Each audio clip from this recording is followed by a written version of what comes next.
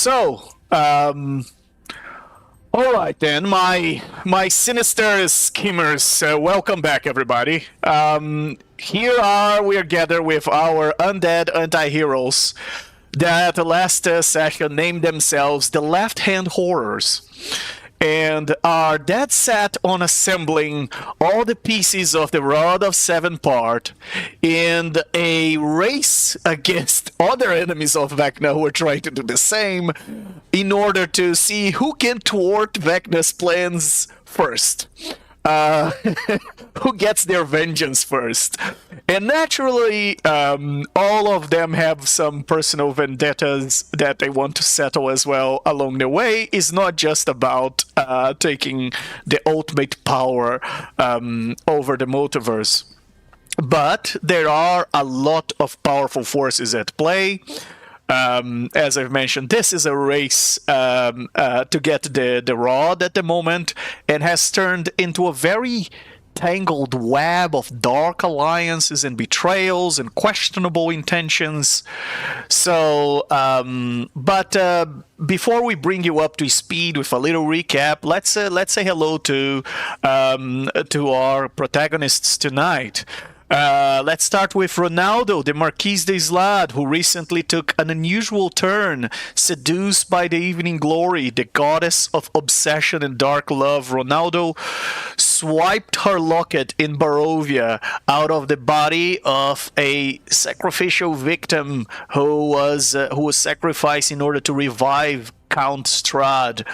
Now the evening glory is whispering to Ronaldo, promising him power and to accomplish his obsessions if only he fuses her vestige directly into his heart, or in this case maybe in his phylactery, stirring up questions about loyalties and intentions and so on. But Ronaldo, say hello to our audience. Tell us a little bit about how you're feeling tonight.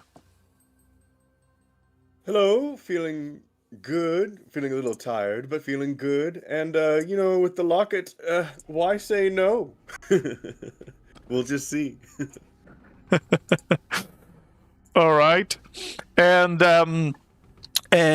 next, who am I gonna go? Who am I gonna go next? Let's do Midge, the Lycan Lich and the guardian of the natural decaying world. She sees Vecna as a threat to the balance of the multiverse, and her goal is, of course, to crush Vecna and restore the cycle of decay without interference. Though the goddess Evening Glory has made Midge slightly suspicious of Ronaldo's motives, maybe. Midge, can you say hello to our audience? Tell us a little bit about how you're feeling tonight. Oh, hello, everyone. I gotta tell you right now, I want to thwart that stupid Lich cause. He's my number one on my list, and then we'll get to Vecna. Very good, very good. And next, let's go to Creek, the Spirit King. Once a bard of noble causes, and now he seeks revenge against Vecna, who destroyed his old allies. Creeks is now attuning his instruments with haunting tunes, and some tunes quite amusing actually, but full of necrotic power, bringing his musical revenge to his enemies. Creek, say hello to our audience. Tell us a little bit about how you're feeling tonight. Hey guys, the Spirit King. Honestly, it sucks, Cost Goddess. But I gotta give him to him, he's smart, but we're gonna get a revenge. But my, oh my, can you believe Count Strahd von Zarovich signed my lyre? That's so cool! Oh man, I'm so happy. Oh, yes, indeed. Yeah, indeed. I guess it's something you should be proud of. Not many people can say they have an autograph from him. That's the things he will do to avoid a headache. And let's turn our attention to Cyril, our chronomancer, chronergy wizard, who is obsessed with the passage of time and is always fashionably late as a result of it, hoping to outwit Vecna in a way that will let him alter reality to suit his wishes, potentially even bring his lost wife back. Maybe he can, maybe he can view reality in that way and change a little bit the timeline. But he's also watching the alliances within the group with a keen eye. And Cyril, say hello to our audience. Tell us a little bit about how you're feeling tonight. Death to all seagulls.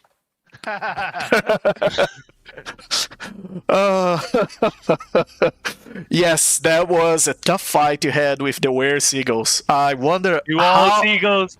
I wonder how many types of seagull monsters there are in this multiverse. Oh boy. Yeah, can you imagine a seagull dragon? Oh wow. Okay. Let's let's move on. Last but not least, Drazov, the unforgetful apprentice of Vecna, whose memories are very fractured, but thanks to how entangled his mind is, after an accidental wish spell casted by Vecna that replaced Necrolumpa in the timeline with Drazov, he is actually the only one that holds memories of both of the timelines. Not even Vecna, who cast the wish, has those memories. This gives him a unique insight into Vecna's plans, if only he can form a coherent thought. And he's playing his cards quite close and waiting for the right moment to share. Drazov, say hello to our audience and tell us a little bit about how you're feeling tonight. Hello, I am Delmalpros, better known of course as Delmalpros the Premature.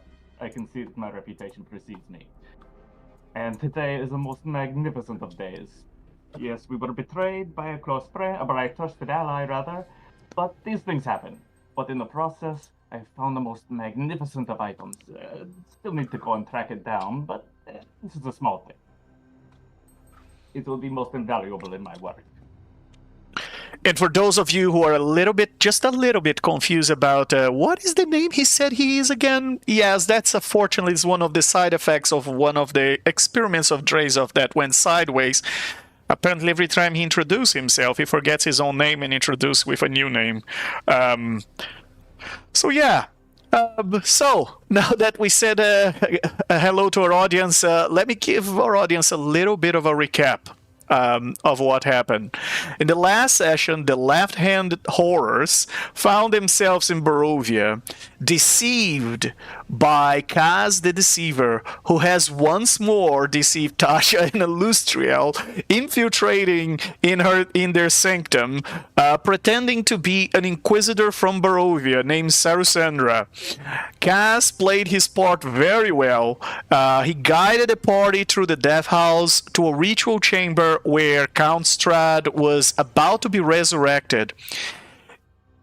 The party was at that moment immaterial thanks to a spell casted by Midge, and it would take them about 1 minute to become material again.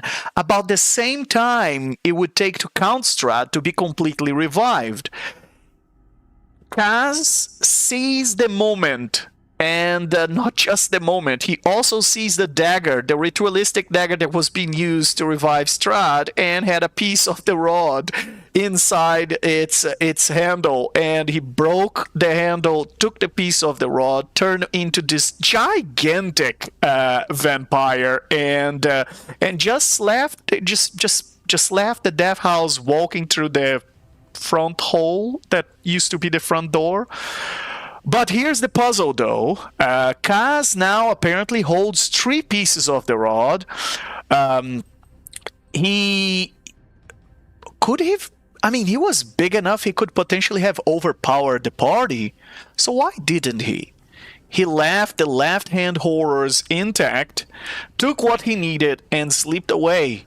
leaving our anti-heroes wondering if it's all part of some larger scheme, or if Kaz sees them as pawns against Vecna. Either way, Kaz showed to be very strategical and to have some restraint, and that should put our liches on high alert. Well, let me put this way: if you are wondering, okay, but who has the pieces of the rod? I'm a little bit confused. Who has what rod? How many pieces of the rod are left? I've decided to help our audience and create here a little diagram. Race to 7. If this is somewhat rings a bell to those of you who are in the US, that should.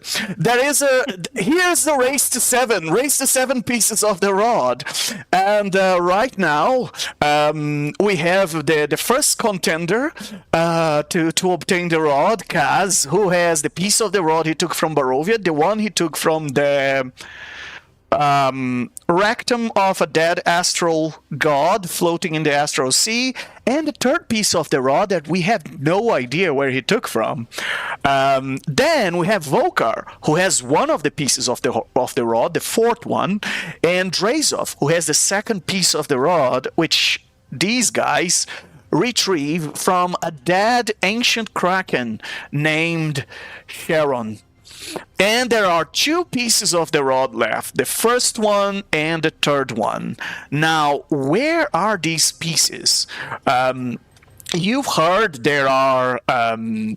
you heard of many potential places. You heard of the Spider Queen, you heard of Eberron, you heard of...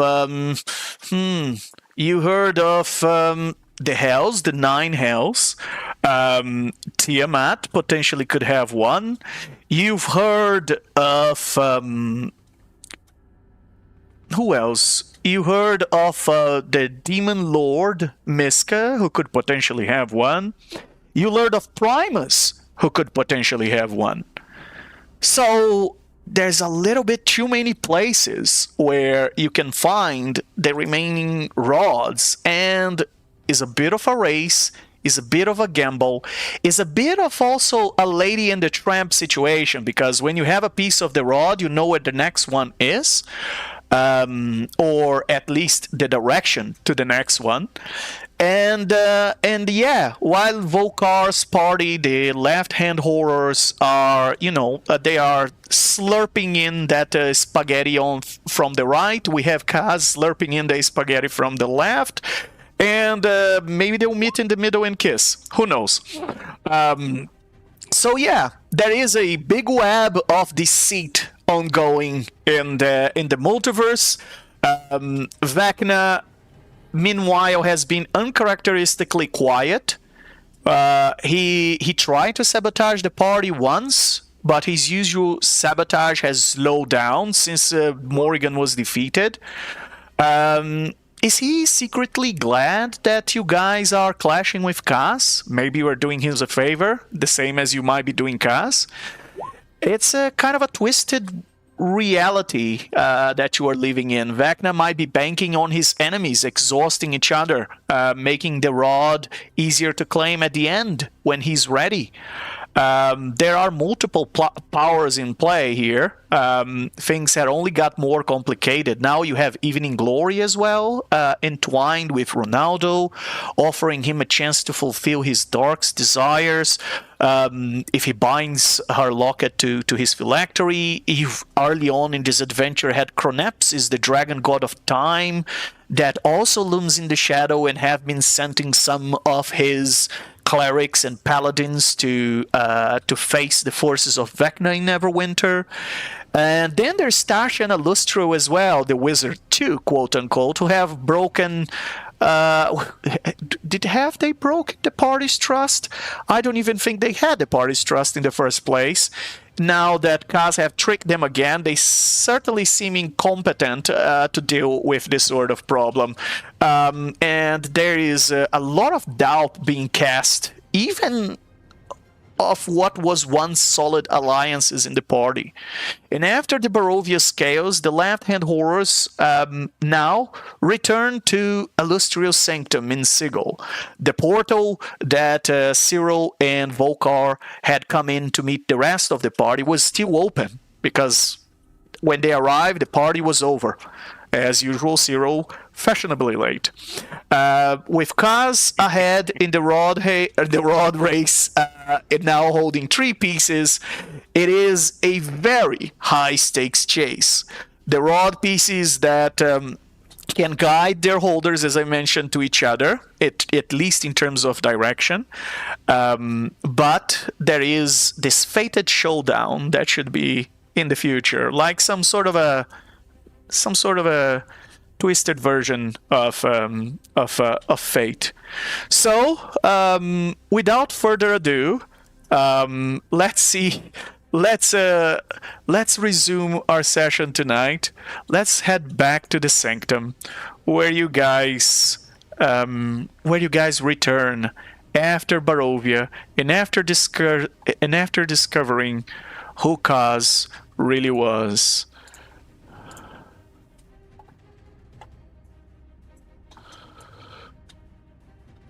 And here are you in that same lobby / living room / bragging I have mentioned in Sigil situation. And I'm gonna give you guys some time to, discuss what the hell is going on. Midge steps forward. Well, you two sure are stupid. Excuse me? Yeah. The lady you sent us with? Guess who that was? Surprise, surprise. It was Kaz. Oh, hell no. And you see Tasha putting her hand on her forehead, like face palming. How is he doing this? I think it's that artifact I told you about. He must have the crown of lies. This is... How do we know none of you is Kaz now? I can't trust anybody. You could be Kaz. Well, don't be ridiculous. You're right. Kaz now has three parts of the rod. So, we're kind of behind, 3 games down, so to speak. Wait, little one. So let me see if I understand correctly. You lost the piece of the rod you went to recover to Kaz. How did that happen? He was 1. You are 6.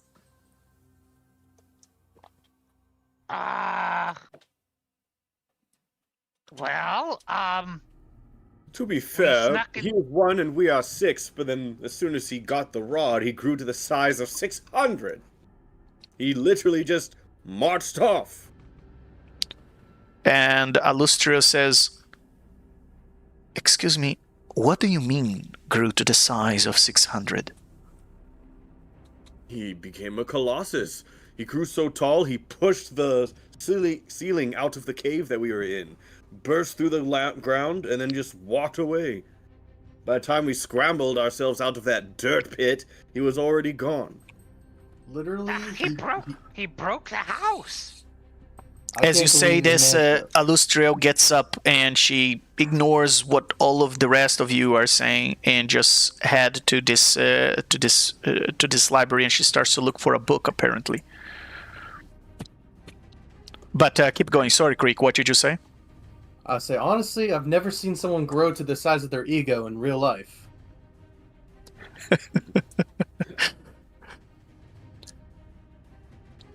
Well, I have to say, this is probably very bad news, because only creatures that have some sort of deity power can get to these dimensions. And usually not in the material plane, usually in the astral sea. Do you Well, think he this is did- something that Kaz became something he could do before he got the pieces of the rod, or do you think it's the combination of pieces that gave him this godly power? I think we are not to make the same mistake as these two idiots and underestimate Gus. He's always planning one step ahead. He's as cunning as Vecna. He's planning his revenge for a long time, and he knows very well how to play this game. If he is capable of turning to these dimensions, he might have been the one who slayed those gods in the astral sea to retrieve a piece of the rod. And if that happened, then it means he might be at a superior level. He might be even more powerful than we anticipated. He might be a lesser deity himself. Midge steps forward as a thought comes to her mind. What if our motives are aligned? What if Kaz is trying to bring down Vecna as well? I mean, that's what we're all trying to do, right? Well, if I may, yes, that's what we're trying to do, but not to the same end. I think if Kaz takes the throne, your unlives are not going to be the same. Let's put this way. For what we understand from what the deceased party of adventurers had told us, is that Kaz might be in cahoots with a demon lord that had been trapped a long time ago, and it's a very powerful one. Some say more powerful than Orcus. Holy goodness. Do you think that Demon Lord, which I think I know who you are talking about, do you think this creature is powerful enough to turn him into a deity? I don't know. Usually, to become a lesser deity, you need some sort of a sponsorship, authorization from an overgod. Like, you know who. Yeah. The lady. Or Ao, or something like that. I doubt Gus is at that level. He could have done something. He could have done something much more dreadful. You mean he could have consumed the divinity of the gods he slayed? Is that what you're implying? Yeah. That's what I was thinking about. Yeah. And you guys look at her eyes wondering as if, no, that was not what she was thinking about.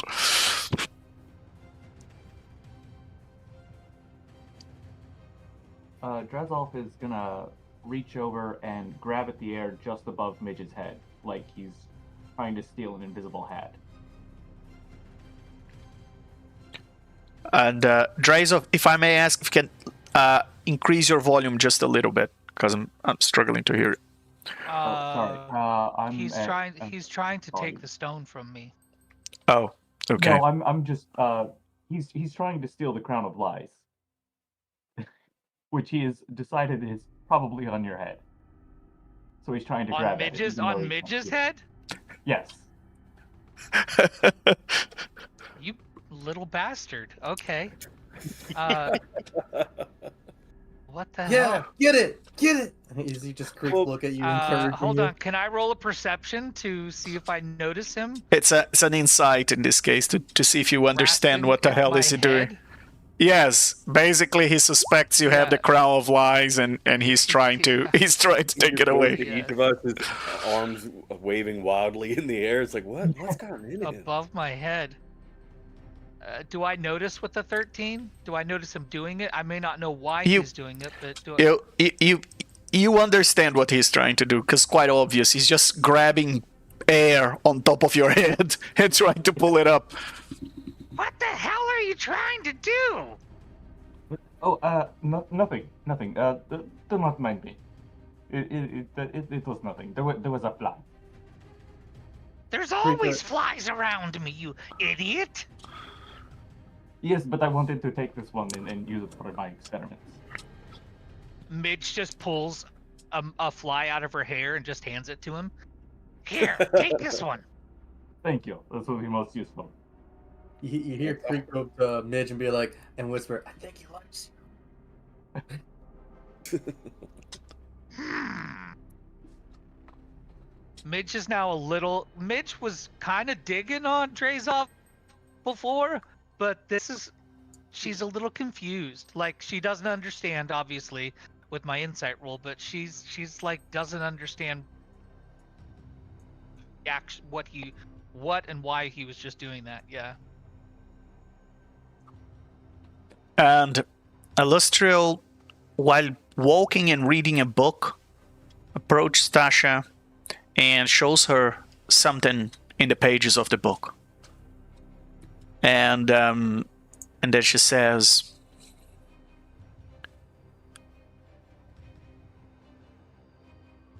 there might be one god. There might be one god that would be willing to do and allow Cass to take this power. Is she saying this so all of us can hear, or is Yeah. this just a private conversation? No, she's looking at all of you. Okay, so... Cyric, the god of deception who assassinated my mother, might have Dun dun dun. allied himself with Kaz. And that would explain where that crown of lies came from and why he has so much power. Yeah. That's interesting. Can I roll a history check or something just to... You can roll a see how religion. much I know. Yeah. Religion. It's not... We'll see. Oh, 17. Oh. Okay. So, what do you know about Cyric, the god of deception? You know, well, you certainly know that he used to belong to the Faerun pantheon, and as the god of lies and trickery, and he also used to hold dominions over tyranny, murder, lies, death, intrigue, and even illusion. And he was for a long time known as the Prince of Lies, and he was he's accused to be the one who assassinated Mystra. And after Mystra's assassination, a group of other gods of lawfulness and good, include Latender and other powerful gods, have gathered their power in order to exile, ban, and imprison Cyric.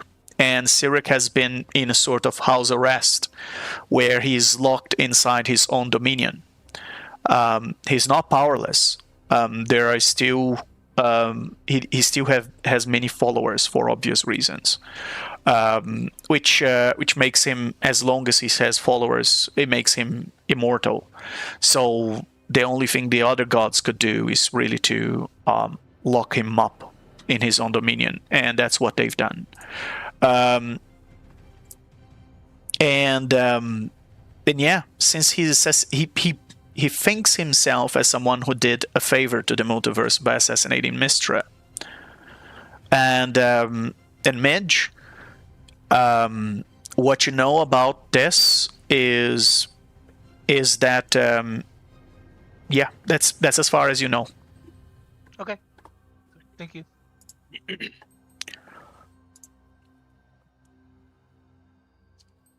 And Illustrious says, This seems to be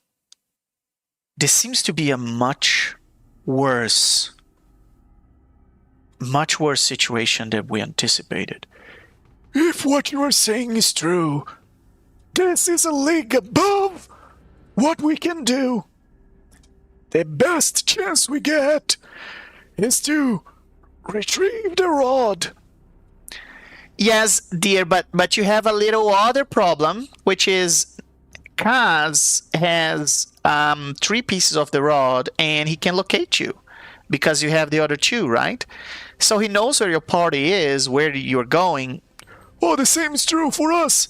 Not really, because he's not detectable while wearing that crown.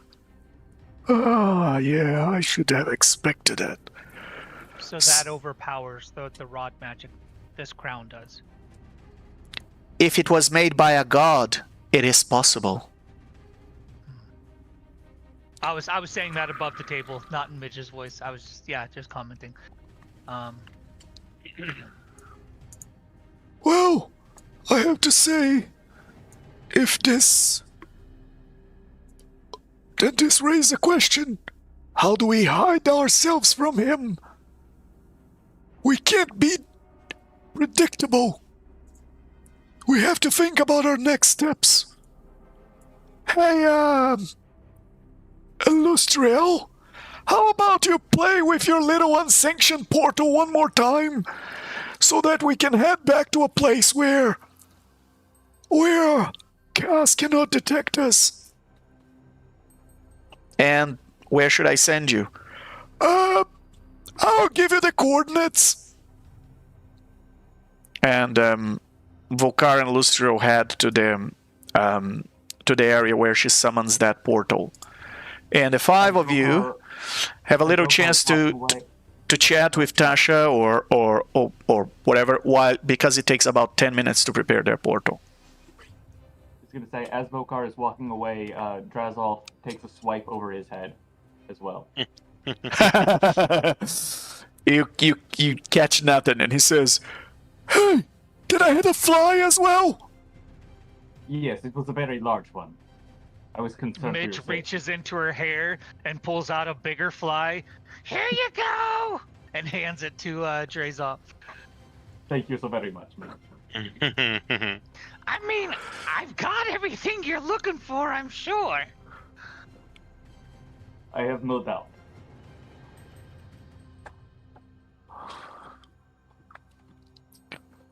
So,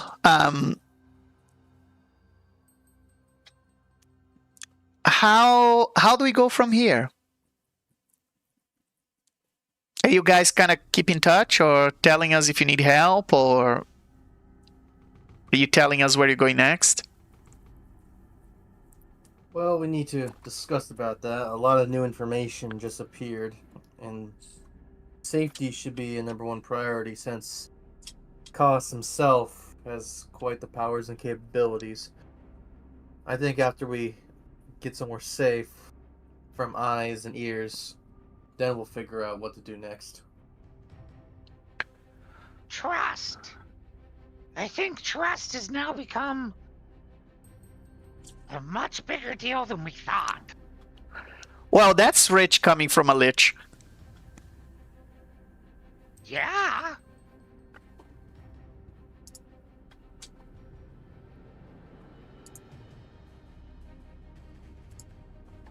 And Creek's gonna go up to like Tasha. It's like, you know, what would be cool? As he gets a pen and a lyre out, I got Strahd to sign my lyre, and I want to get a bunch of famous signatures. And I have Are a you great gonna spot. are you gonna have her sign it? And who better to have the most chaotic and wonderful Tasha on this lyre too? And I want to fill this lyre to have the most famous people across. So what do you say? Would you like to join history? As Creek shows the end of his lyre with a pen. Creek's lyre is going to end up as the most enchanted item in the game. Yeah, Absolutely. most collectible item. It's gonna it's gonna sell it in Sigil in an auction for Yeah, it's gonna go on the auction block, the multiversal auction block. I think before I persuade, I'll say, once the Whispered One's done and I can rest eternally, I want this lyre to be my final piece that rests with me. And it would be an honor to have your signature on it, Tasha, as I show Strahd's. roll It's gonna persuasion. be a whole dungeon, Creek's dungeon, entering the tomb of the bard, where the lyre can like cast Tasha's hideous laughter, vampiric Midge, touch, hold power on. word kill, Midge, like everything. Midge is gonna give him guidance.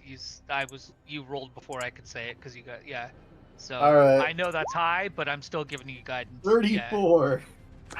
Very good. The number to beat was a 28. So she looks at you, says, I guess there's no harm in that.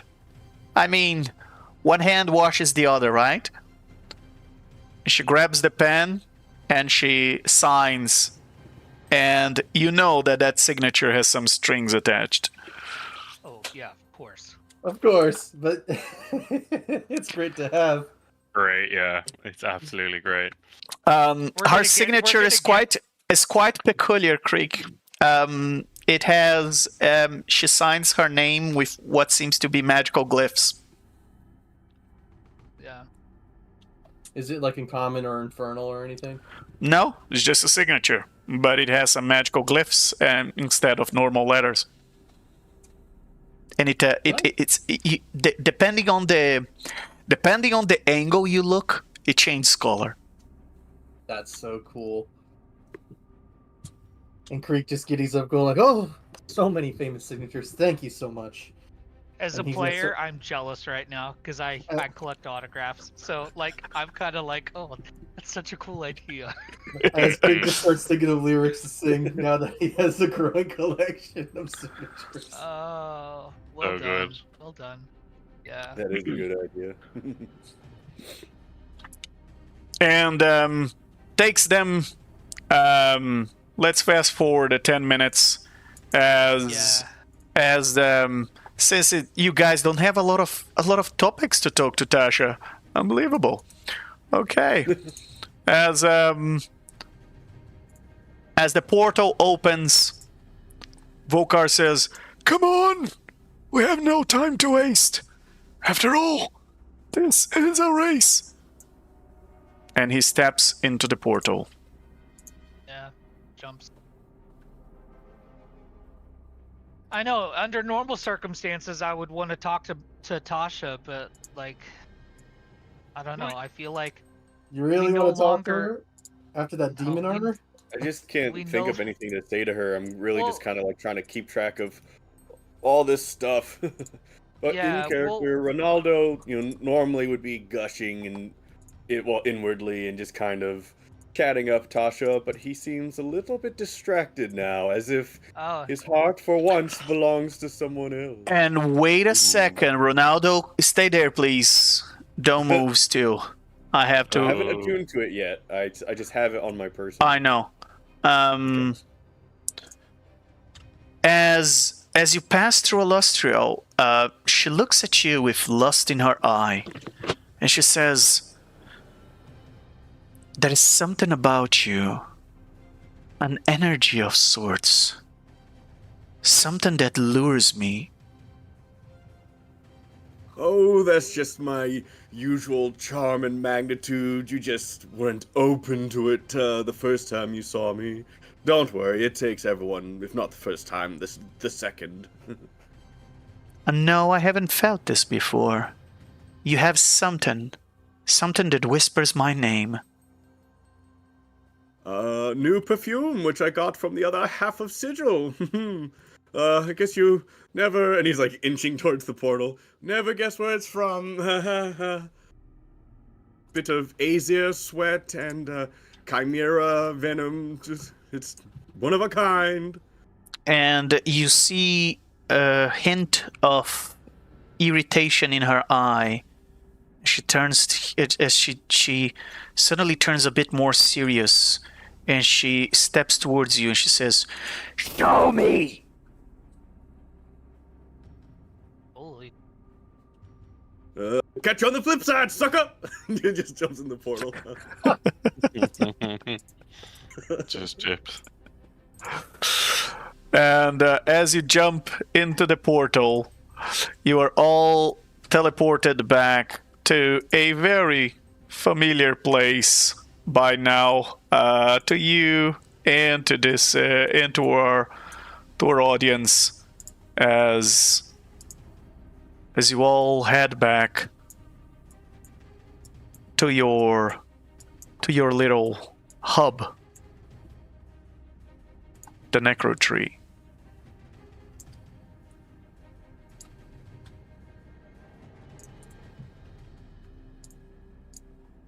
As soon as Roll20 helps me out. There you go. All right. There you go.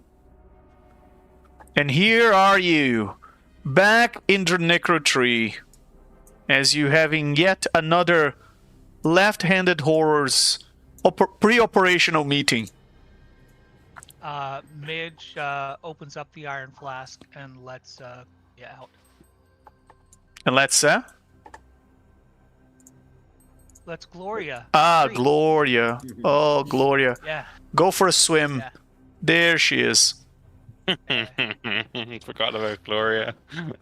Well, she was. I couldn't let her loose before.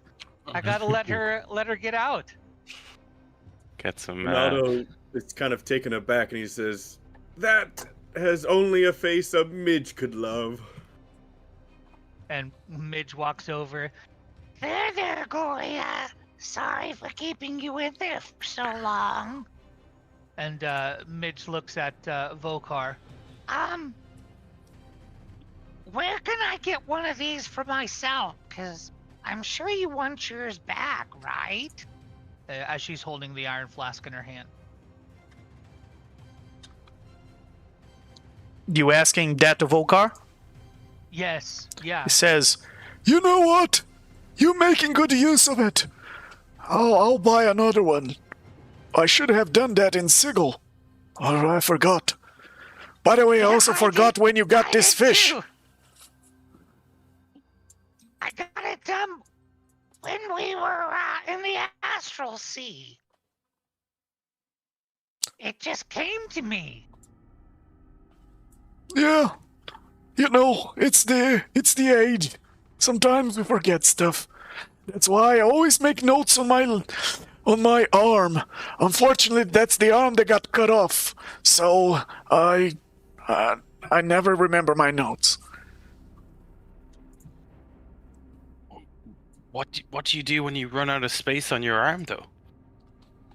Do you just give up on notes? Or On do the you get rest of your another body? arm? Ooh. Do you steal someone else's arm? Is there a collection of arms behind the necro tree? Unfortunately, the cut that removed my hand and my eye were made by the same sword that removed the hand and the eye of Vecna, and that is a blade I know very well, and it took even after I converted to the Lich form. As you can see, that part of my body never regenerates, but it gives me a little eye socket where I can store some snacks. Ugh. A little Delicious. eye candy. Oh, You get me, Midge! inspiration. As that's happening, Drazov is gonna come up behind Ronaldo and start poking at his wig. Does Midge notice this? Can I Watch roll out, perception? Drazov. You'll make Midge jealous. Because if Midge notices this, she's going to cast infestation in the wig as he starts poking. What I have to roll again? So Midge, Yeah. you cast infestation in Ronaldo's wig, and unfortunately, Ronaldo had set up a little contingency against this disorder thing. I mean, he's Really? wasting so many wigs with you. Ronaldo, would you like to explain to Midge what she needs to do? Oh god. Hang on, I forgot. Let's see. Oh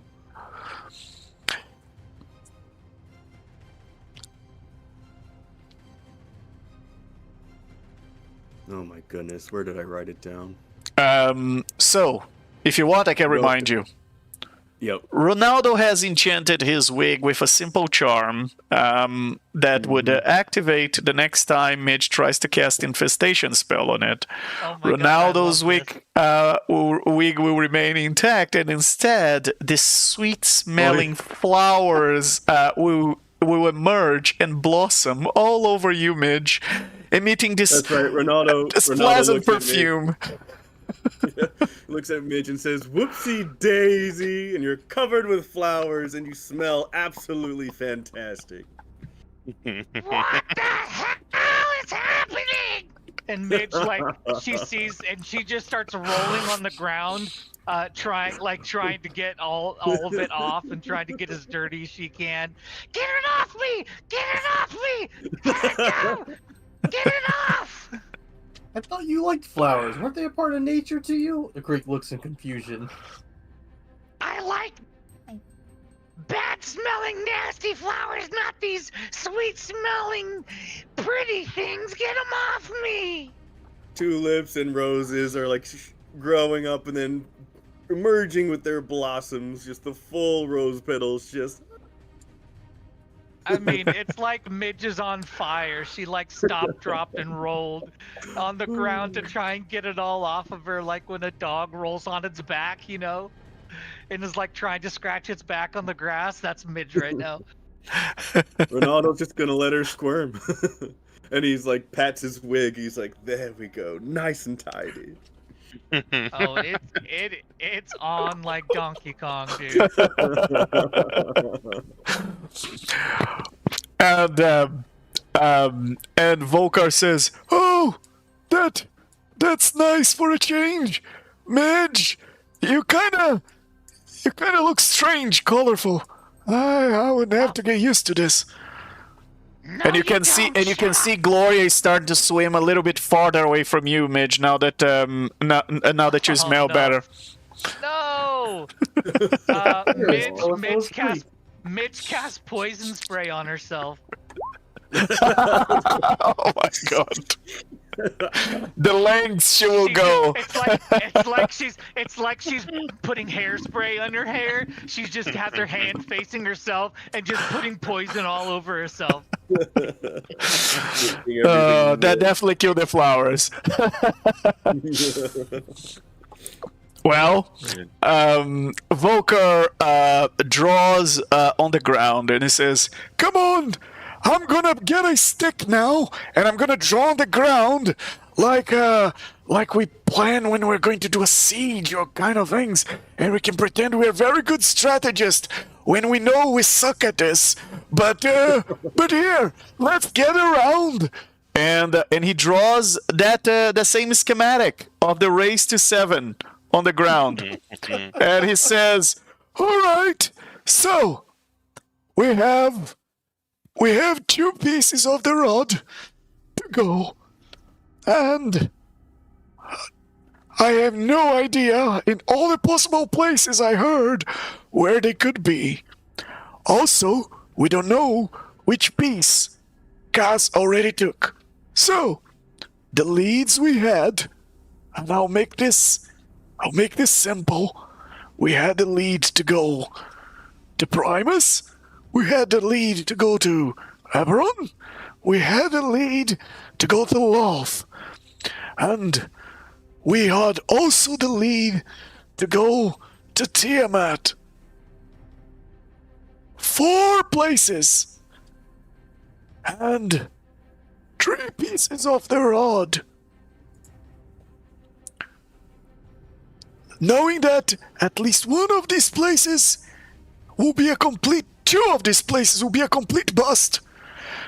Because one of them, Kaz, already been there and took the rod, and the other one has no rod. It's a fake intel. So, what do we do, guys? Well, if the witches there assume that he got his first piece from Cyric, God of Deception, he's an Eberron deity, right? So maybe Kaz has already been to Eberron, so that lead would be a bust for us. Right. the Except amount I of don't time- remember where Cyric is He's a imprisoned. Cyric is from Faerun. God. Oh, okay. Yeah. Granted, Kaz has had a lot of time, and Eberron is a long distance. That could make sense. Honestly, what about Primus? It'd be hard to deceive someone like him in such a lawful place. I don't know how much Kaz understands Mechanus. Yeah. How That's a very good chaotic point, or- but yeah, I have no like idea how- how we would get in there either. Yeah, we're not exactly the most lawful organized group. Yeah, despite my alignment. Um,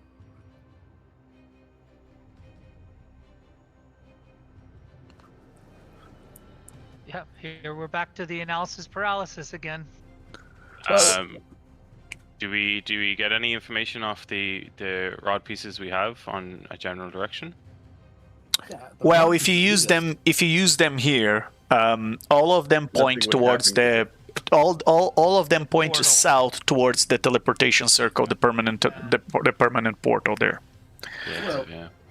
It doesn't hurt um, if we went to Mechanus and tried the rod pieces there. Yeah. Because that's originally where we were Planning. Yeah. we went to Sigil because it was a place that we could get to numerous different locations. So I Right. feel like we need to go back to Sigil, and then because we can get to so many different places from there. We can get to Eberron, and we can get to Mechanus. Well, I don't know about Eberron, but I feel like Mechanus would be our best bet. But the problem is, when we get there, I'm trying to think how we deal with Primus and all the inhabitants. Yeah. Well, I agree with Midge. Sigil can be a hub. Maybe Tasha and Illustrio can be useful, or at least their illegal portal can be useful to us. But it can take us to where we need to go. But we have to think that Kaz can track us, and we really don't want that guy to have any information on us. So, my eye patch, and he taps on his iPad, says, wouldn't allow him to track me. But what about you guys?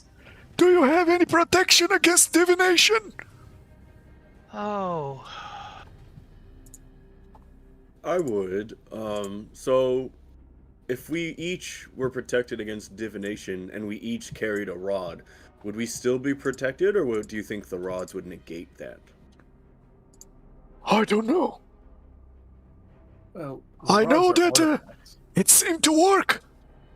It seemed to work when it's an artifact, apparently. That's the only pattern I can see. My eye patch is an artifact, and Kaz Crown is an artifact. Maybe there's some connection there, or maybe it's nothing. There's only one way to know. If you cast a non-detection spell, or you use some other magical item, and see if it can blocks the needle from the other pieces of the rod. We can do a test. I can use my piece, and although it's going to point towards Kaz or to a piece we don't have. Well, it should be able to point to any piece or even a closest piece. So, if I'm holding the piece of the rod and I'm near you and it doesn't point to me at all, then I think it's safe to say that that works. No, he only points to the next piece. So, And we have a gap between our pieces. So, that check would only work if we had the bloody Barovia piece.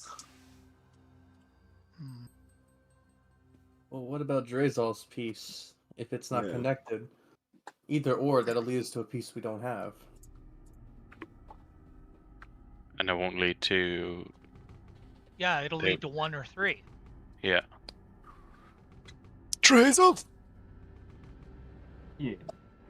so your piece can lead us to the right direction. But I agree.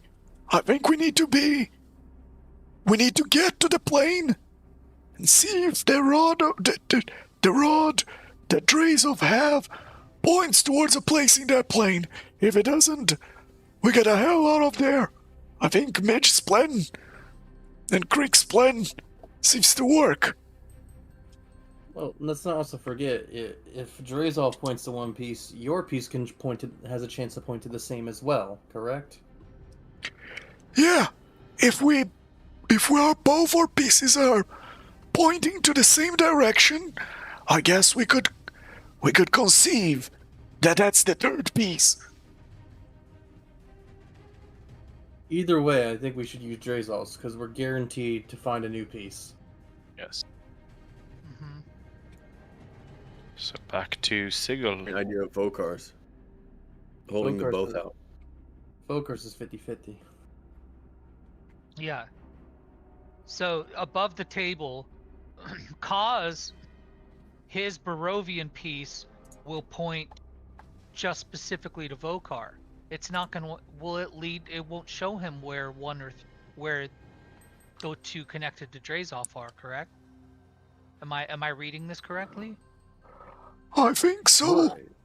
But again, So there's only he's- one so way to he know for actually- sure. He has to He has to follow us That's get to why 1 and he 3. didn't kill us. Yep, he needs because us to find the other pieces. he needs us to find the other ones because he can't. Mhm. His pieces won't lead there. Brilliant deduction, Midge and Ronaldo. So- It makes That wasn't perfect Midge, sense. That was me above. Just imagine all of that in Midge's voice. Oh, wait a minute. Guys, check this out. Wait a guessing- second. I have an idea. That might be the reason why he spared us as well. Save him the trouble of finding the pieces. Yeah. That's what I said. Oh, This- sorry. I'm so sorry. Like Zoling. Hey guys, my idea is yours. Vocar, it seems like you're the linchpin right now. But he can't find me while I'm wearing this eye patch, I think. Unless... I don't think he can bypass my eye patch. Not even Vecna Yeah, can. 'cause Well, Is it worth the trouble though if he can somehow bypass it? he has Cyric with him, and that's basically a deity. Does that triumph over your eye patch? Cyric is a god. Vecna is a lesser god. Kaz is potentially a lesser god. I don't know. I never tried my luck. I know that this iPad has protected me from Vecna for centuries. So, at least so far it worked against him. It should work against Kaz.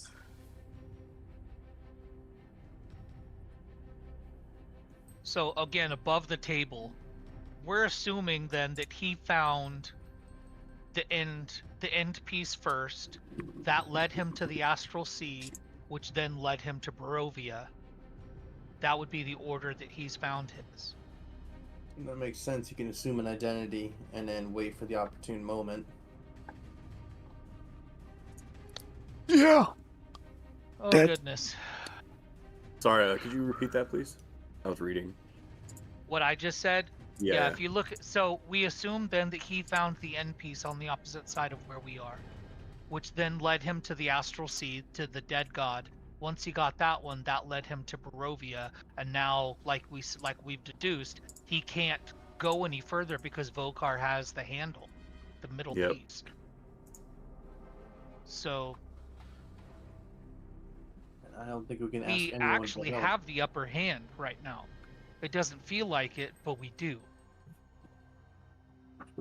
Sorry, my voice is, I can't talk in the midge voice a lot right now. My voice. You see, Just have that's to- why you can't judge a lich by its cover. Brilliant deduction, Midge.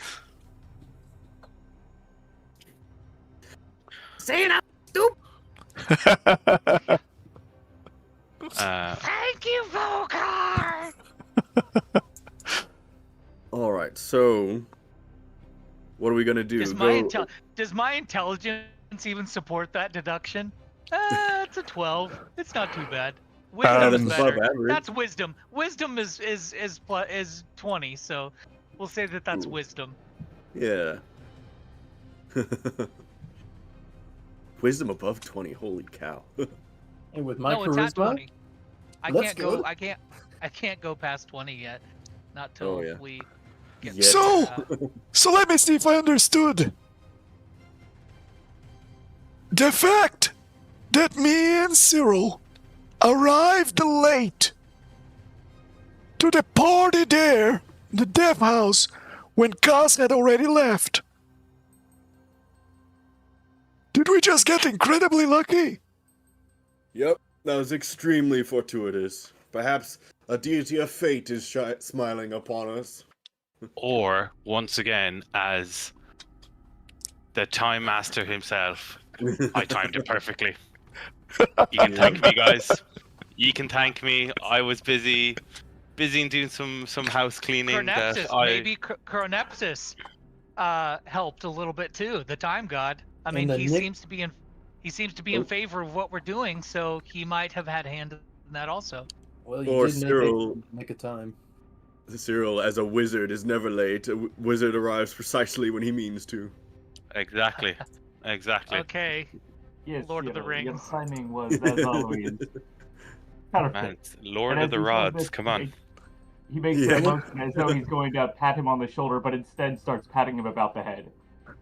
I look at Cyril and I go like, "What do you mean house cleaning? We're on an important mission here, and you had to go sweep up some dust in your house."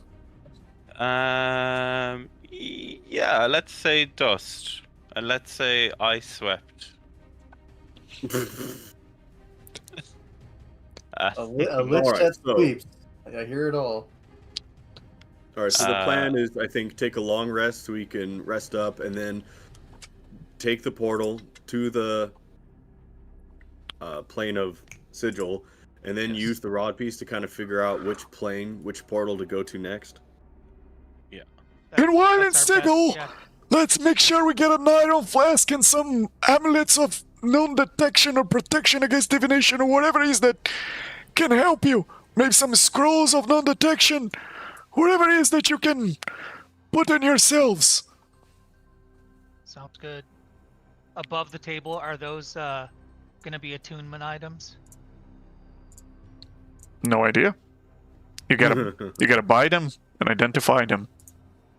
No money. And on that You don't note, have any money? Oh, I have a little bit actually. Sorry.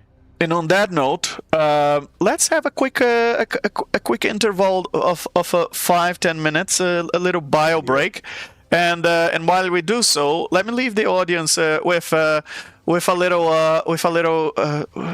little game of who is this demon lord? Yay! I know. Oh my god. We will reveal to you after the break. Oh, I love it. Wow. That's fantastic. Wow. That's fantastic. Wow. Oh, I love it. This is the Alright, the I'll be starter back. Are we demon doing- lord you get. Are we doing 5 or 10 minutes? Like, how much time do I have? 10 max, 10 tops. We'll be back in Okay. maximum 10 Can minutes. we Alright. Oh, it's Can we- Poseidon. apply a long rest in that 10 minutes? You can definitely apply a long rest in that 10 minutes to all your Perfect. character sheets. Alright. All right. See you in 10. If I had to think of a trident-based demon lord, I think Dagon. Hmm. My money's on Pikachu. Pikachu? Oh, that too. Oh. It's a Magikarp. Yep. It's an all-powerful Magikarp. And it's want us to Miska! Miska. I knew it. Well, I guess we know where we're going, and that we're fucked. It's the demon lord Miska, the wolf spider. All right. Ooh. On. And not the cute type of wolf spider. Is that a Can't wait cute till- type of wolf spider? I can't Just the wait little for Midge, jumping spiders, right? Midge to try and tame her. Oh no, Midge, no, wolf spider is very much not what I was thinking of. I was thinking of the little jumping spiders. Who's that pretty wolf? Midge will put Gloria back in the yarn flask. Very good. During our rest, can I say that Ronaldo is attuned to his new item? And he will have started... Where can I put on the map? Which item? In the building. The one he just picked up from last session. The locket? Yeah. Have you read about how you attune the locket? Yep, I have. I mean, why would I not? I mean, if I have it, how can I not use it? Fair enough, but the reason why I'm asking is because I know, it's just the the vestige of the evening glory says to attune to the vestige of the evening glory, the wearer must press the locket into their chest until it melds with their heart. You don't have a heart in your chest. So are you paying a quick visit to your phylactery in this meantime? I mean, we're taking a long rest. I don't really have means of doing another portal. Well, there's a Well, permanent teleportation circle to the south of this tree, where you guys come and go all the time. And I do have a portal that can take me to Sigil. So... Or back here. Oh, yes. I guess I'll have to think about it some more. I mean, on the one hand, I'm like, why would I not use it if I have it? But on the other hand, it's pretty disastrous. Like, people would have to be making saves around me, well, constantly. And also pretty suspicious under the circumstances, because trust Well- is... Not constantly. Once a day, they would have to. Well, I mean, yeah, any new person... So, like, the party would have to do it once a day, every 24 hours, but then the moment we go to any place with other people, such as Sigil, then everyone who gets close to Ronaldo would have to do it. And we're going to a giant cosmopolitan city, so probably not a good idea. There's also the problem that if you attune to the item, you are unable to unattune. Yep. Unless there's a wish spell or a divine intervention that will break the curse of the item. But it's pretty good item. I mean, Oh, it's excellent, and I want to use it so badly. you would absorb the goddess into your phylactery. Now, you feed souls to your phylactery. After you feed a goddess to it, it's like it's not gonna want to eat normal souls again. Why I start with seagulls, I can only go upwards. So I'll put here in the chat the vestige of the evening glory. Oh, you're gonna spoil it. No surprises. Nobody read. Nobody reads then. I will not read. All right. So,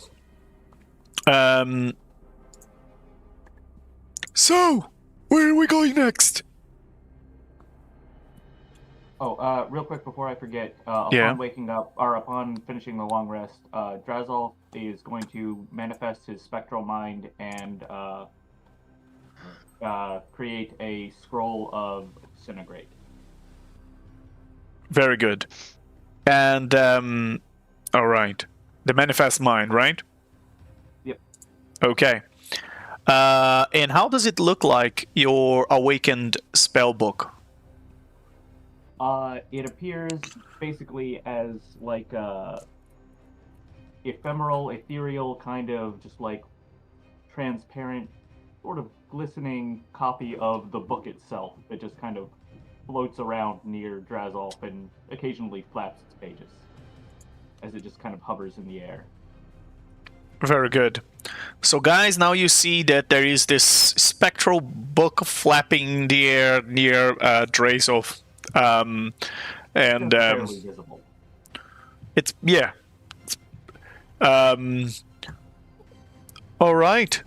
So yeah. Midge will also use her time, even though she hasn't really used it, to make 5 more doses of potent poison. Very good. And you are heading back to Sigil, right? Tell you what, everyone. Once we go to Sigil, do we really need to talk to those 2 goddesses again, or do you think we ought to give them some space? They do have that teleport place. Kind of makes things a little easier for us, but Would I don't Ronaldo be able to find his way back to that place again? If he left? To the Sanctum. Yeah. Yeah. To where Tasha and the other one was. Yeah. He would. Okay. He Ronaldo's found his gonna way tell there in the them- first place. That's right. I figured I was just clarifying. Ronaldo's gonna say, let me just pop on back to my place for just a couple of maintenance things for while we're gone, because I don't know how long I'm going to be. Probably pop a soul into my phylactery, you know. And but I'll meet you back at the Sanctum. Everyone good? no, I think you should take someone with you. And just how many of us have you taken to your No one. well, there's your answer. But Don't under worry. the I mean, you've already taken us to yours. No, I haven't. I mean, you guys have as players have seen it, but I don't think I've taken them actually in Has he- character. Only Vocar has been to Ronaldo's. Vocar. Oh, okay. My bad. I misunderstood. Okay. Do you need to sweep your house as well? Or he looks at Ronaldo with like a question. Not sweep it, just make sure that the little dears have not been making a mess. Little doll sounds start to arise. All right, just be careful. Oh, thank you. And you too. Sigil we've been there a couple times now, but it's still a dangerous place. I won't be long. I'll pop on by real quick, and then I'll meet you back at the Sanctum.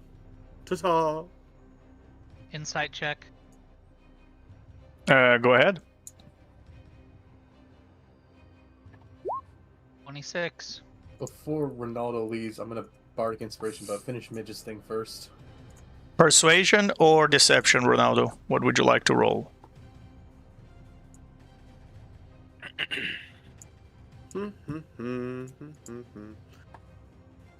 For these type of things, I should always do it private. Just keep I was people gonna say, guessing. yeah, just roll a d20. Yeah, I don't know. Just roll a Yeah. yeah. Roll a d20 Yeah, plus the modifier you want. Yeah, just give me a second. Because we won't know what we won't know. Just roll the d20 and then.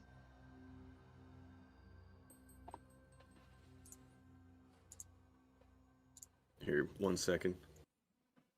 But I do agree. Yeah, we shouldn't know if it's persuasion or deception. All right. I message Legend. Now I'm going to roll a flat d20. Okay. Ha! Nat 20. Oh, well, that's like No, a little That's a picture thing. that's a shows dirty 20. here. Dirty 20. Oh. On the little digital thing on the screen, it was just right there, and then it got covered up. Oh, gosh darn it. Oh well, dirty 20. It was right on the nat 20, I swear. So Ronaldo, what does Midge takes out of her reading of you.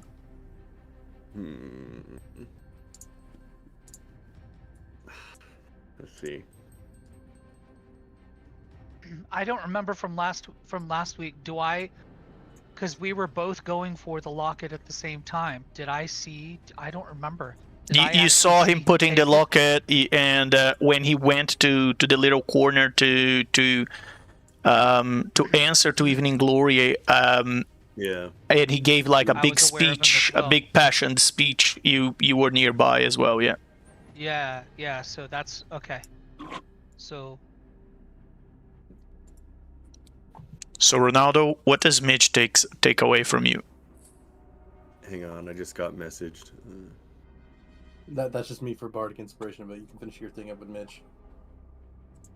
I don't remember how either of those go, so I'll just for sure. you just want to message me, Ronaldo, so I'm the only one that knows. No, you know, so when he said that he wants to fill his phylactery, that was absolutely true, but you get the feeling that that wasn't the only thing he wanted to do. Okay. All right. That's fair. Don't worry, I'll see you all very soon. And I'll say, And wait, where's the Ronaldo. circle again? Is it a safe assumption then that Midge is suspects something to do with a locket? Then is that a that'd be safe safe. assumption at this point? Yep. Okay. Yep, she'd All figure. right. Before you Okay. head out, Creek would like to give you some words to inspire you to make sure you be safe, whatever you're doing, especially with the great danger lurking behind us.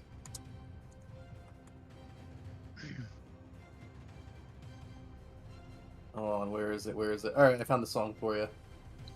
So you just hear Creek start to, like, this tune that's similar, and he goes like this. He goes, "This the real life? Is this just fantasy? Just rolled a nat 1, no escape from insanity. Open your eyes, look up to the skies and see. I'm just a poor bard, I need no inspiration, 'cause I'm easy come, easy go, singing high, singing low. Anyway, the dice rolls doesn't really matter to me.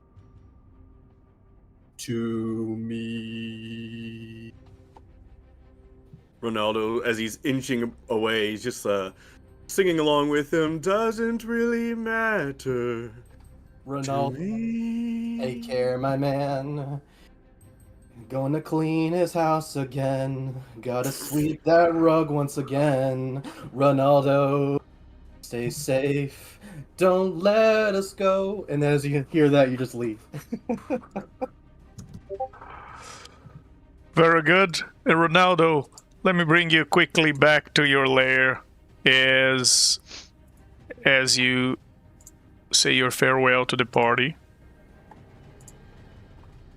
Here are you, back in your living room, with those wonderful dolls that the moment they see you, their reaction is to say,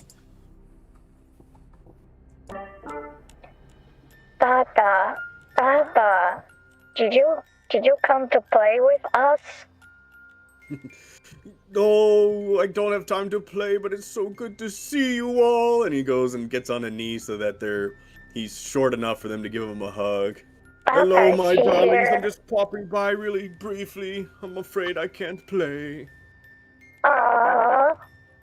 Did you bring a surprise for us? Not a surprise, but a little gift. Just another nice thing to have. Hopefully I can did do you bring better a next sword? time. And he gives them the chess set made of obsidian and chalcedony. What is this? It's a chess set. I know you've got other chess sets and you play with each other, but this one's just so nice and fancy. Look, it's beautiful. Nice crystal chalcedonian obsidian. Beautiful. I thought you beautiful were going gift to for bring my us a beautiful victim and a girl. soul. Yes, Sorry. Papa. Are you bringing us a soul and a victim as well? No, I actually need a soul right now. I'm a little bit starved. I'll have to pop out real quick, I suppose. Unless, Rowena, you've got someone stashed away from me. No, sir. No one's stashed away. Alright. Well, here, Rowena, follow me downstairs, and I've got a little bit of business to discuss. Alright, girls, it was lovely to see you. I hope I'll be back soon again later.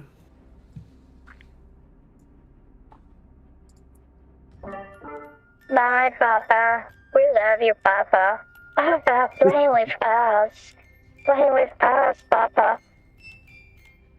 Oh, I can't wait. I think of you all the time when I'm gone. I love you too, dears.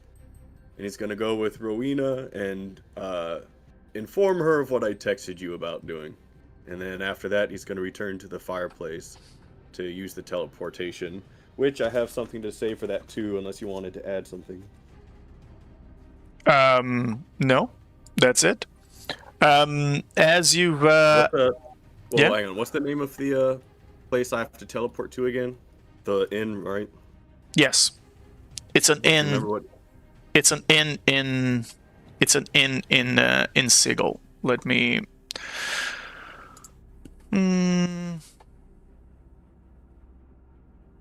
Let me refresh my memory.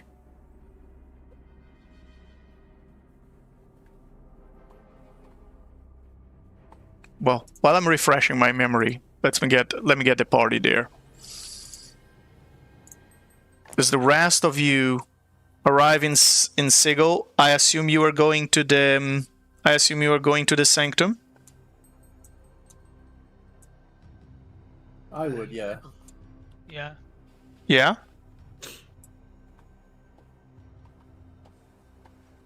All right.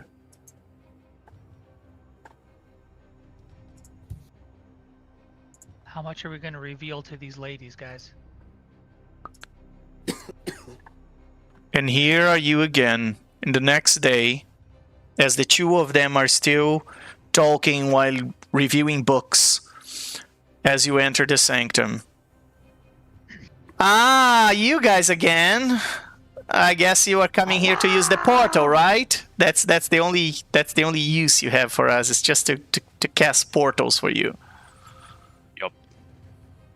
Oh, no. Pretty much. Your Yeah. signature is so valued by me. I appreciate it. Yeah, that sounds about right. Except Greek, who is weird about the signatures.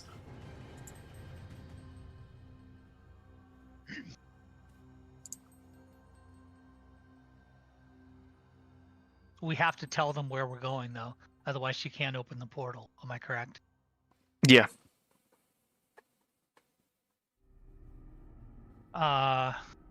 Midge will step forward. So, if possible, can you give us a portal to go to, Mechanus? We have to use the rod first to figure out which place to go. Oh, yeah, actually. Oh, is that true? Is that right? Yeah. Oh, That's what we're doing, yeah. we're outside the Oh. Here, or do we have to do that like once we get to like another plane? Yeah, isn't Mechanus on the same plane? No, Mechanus is. No, Mechanus on the outlines, isn't it? Yeah. Yeah, if we you have to use get to the outlands if you use the rod in Sigil, it's going to happen the same as it happened with the tree. If the thing is not, if the other piece of the rod is not in Sigil, it's not going to point you to a location in Sigil. It's going to point you to a portal. Okay, Yeah, so we have to get to Mechanus first. Mechanus, and yeah, then we- Mechanus. We go from there. Yeah. So you want to go to Mechanus? Yes, I think the five of us would like to go there. shouldn't we wait for Ronaldo? Preferably, if you can leave us in the Temple of Primus. I don't think that's a good idea. Open a portal into the Temple of Primus? Are you kidding me? I mean, you're in trouble with the Lady of Pain. Primus should be... just like a cherry on top.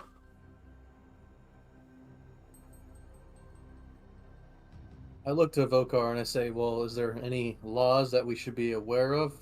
There's probably a whole set of rules that my brain can't even comprehend.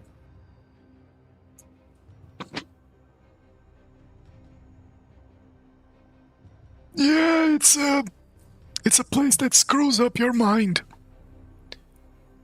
And Ronaldo, the ubiquitous wayfarer, this reputable three-story tavern whose tap rooms contain over 24 portals to other parts of Seagull and beyond. The tavern sits in the lower ward, but some folks believe it's whatever ward they happen to live in. The Wayfarer is most popular among planar explorers and adventurers who use its portals to get around the city. It offers a quick path across the city if one knows the right portals, though its proprietor, a gray-haired bartender named Rianne Blackholm, only allows you to travel through the Wayfarer if you stop for a drink. So you're gonna have to stop for a drink, Ronaldo, before moving forward. Okay. Ronaldo, he's going to approach his roaring fireplace and he's going to say, actually, first, he's going to cast Disguise Self on himself to look like some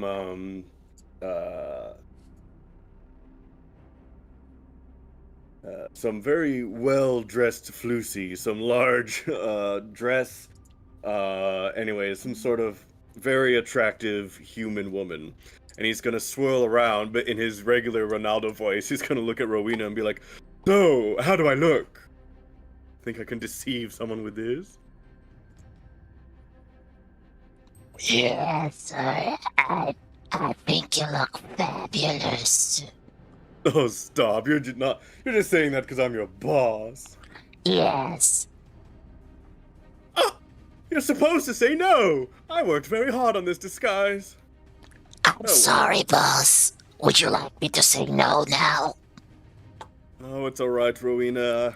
I prefer your true feelings. Still, this getup will get the job done. And he, hitches up the waistband and then, pushes his breasts up. And she's like, alright, some sucker will fall for this. And then he goes up to his roaring fireplace and says, "Magic circle on the floor. You are the window, way, and door. The ubiquitous wayfarer is the place I seek. Now take your passenger there. Toot sweet!" And that's the magic word for going through his portal. Very good. Very good. I understand why you couldn't remember the last time. It's quite long. And I hope you remember the next time. I may or may not have Ronaldo have written it down and kept it next to there. Well, and you come out in this inn near the Sanctum, where you... Long story short, unless you really want me to take the time to roleplay, what he would try to do is find some heavily drunk dope to kind of, he moves his shoulder, gives him a wink, lures away, and he puts 2 gold coins for drinks at the counter. Brings him over to some side alley or room where they won't get noticed. Slay him, cast the imprisonment spell, come back to the counter, still dressed as the woman, have a drink, and then go off on his merry way. Very good. Very good. Quite a hassle to get here, Ronaldo, must say. Yep. That's the way of the Lich, though. What can you do? Saving the multiverse wasn't going to be easy. It is what it is. All right. While you guys are waiting for the what seemed to be the 10 minutes for Illustrio to open the portal, Ronaldo arrives. into the room, and let me bring you guys back to the Sanctum. Just realized you're the Maybe other. for fun, he has the same disguise on. Actually, he has very like pale porcelain skin, jet black hair, a blood red dress, and it's all like 18th century style. He even has the fake mole on his cheek and the powdered rosy makeup, and it's his We Ronaldo's have true seeing, Veronica though, right? disguise. Yeah. Yeah. We have true seeing though, right? We Yeah. can see right through it. Yeah. Oh, drat, some of the best spells are wasted on you liches. And he just, poof, and goes back to his normal self. Midge walks up to him. So, how was your time at home? Oh, it was awful saying no to the dear ones who wanted to play, but, you know, I had to rush. What can you do? Everything else go okay? Yes, everything else is fine. We all have a lot of heavy decisions weighing upon our shoulders, don't we? But, I mean, it's all just a party. Sometimes you have to just roll with it. I appreciate your concern, Midge. Oh, absolutely. And that's all. Creek goes like, Drezloff I is don't. gonna wave his hand over Ronaldo's head again as he walks by. You're checking it. Very good, Drazo. If I had the crown, I'd put it on as soon as I got back. Idiot! I don't know what you're talking about. Just don't get those flames too close to my wig. Creek will go because he saw you in you were in a woman outfit, right? I can still have that up if you want. I say, so who's the other guy you're seeing? I didn't know you disguised yourself like that, Ronaldo. Living a double life? Not so much as a double life, so much as just, you know, an easy way to pick up souls for a phylactery. Honestly, sometimes it's too easy going this way. I never thought of it like that. I bet it'd be much easier. But I like a challenge. Like a challenge, and I like some fun. Maybe he's like, by the way, maybe, and he like holds his hand out. You can have a song inspired by Veronica. Veronica. As Creek looks, Ronaldo never extends his hand out to me. So Creek is like, he's gonna extend his hand, but let me roll something. Oh wait, I put a dash in that. Hold on. It says yes, of course. So Veronica. You'll have to tell me more about this tale. And that's a 32 if you ever roll against that. To do what? Well, you'll have to find out. I mean, you're just taking my hand. I wasn't gonna do anything. Are you doing something? Oh Do I no, need to no. roll? No, if you Anyways, you take the hand, but then Ronaldo has the glove ready and just slaps you across the face with it. He's like, "Oh, you can! I thought you were a gentleman, Creek." And he haughtily huffs his way over to the table. Creek looks at Midge. I wonder what happened to him. But nevertheless, we have somewhere to go. And with that, Drezloff goes to pat Creek on the back, but instead pats him on the head. It is all right, my friend. I think he is just having one of his moods. I'd pat you on the head too, but it looks a little too hot. I get that a lot.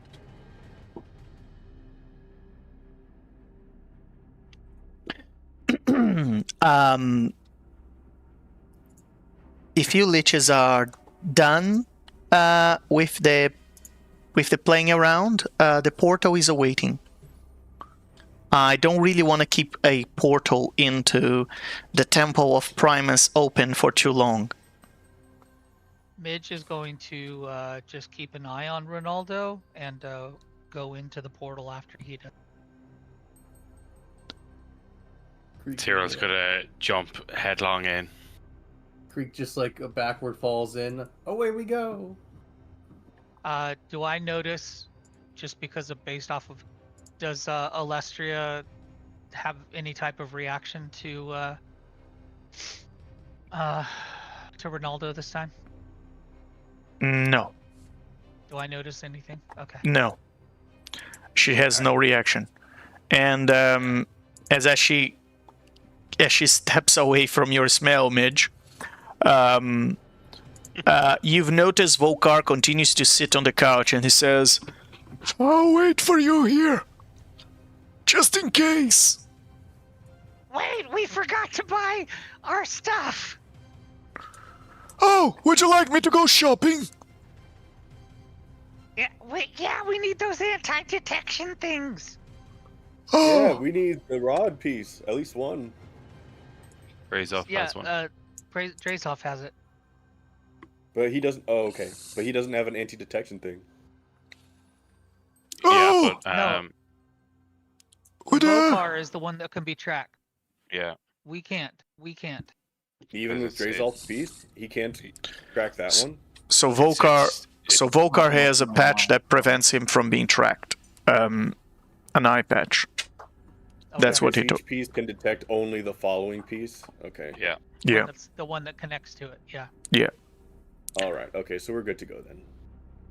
And Vocar says, "What do you would like me to buy? I think I'll go shopping while you go to talk to Primus. I mean, I would like to go. It sounds like an amazing and pleasant trip to go to Mechanus, but I'll skip this time." Well, you need to get an iron flask. And then some type of anti-detection. Medallions or something that we can all wear. Anti-detection. Okay. You want to say that Ronaldo picked one up on the way over here? Because, like, we need to go. You had one, Ronaldo, but you just left back in your place. Yep, I did get rid of it.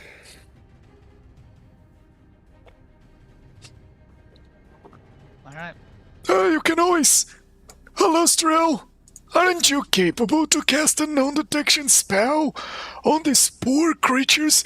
They're doing everything they can to help you.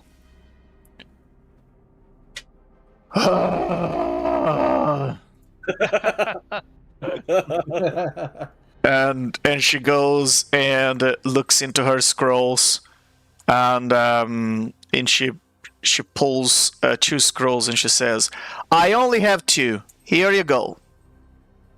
And she gives you 2 scrolls of non-detection. Mage says, Thank you, dear. Yeah, don't mention it. 2 scrolls of non-detection. And you all head to the Temple of Primus, while Vocar is going shopping. Vocar, please be careful. Take care of yourself.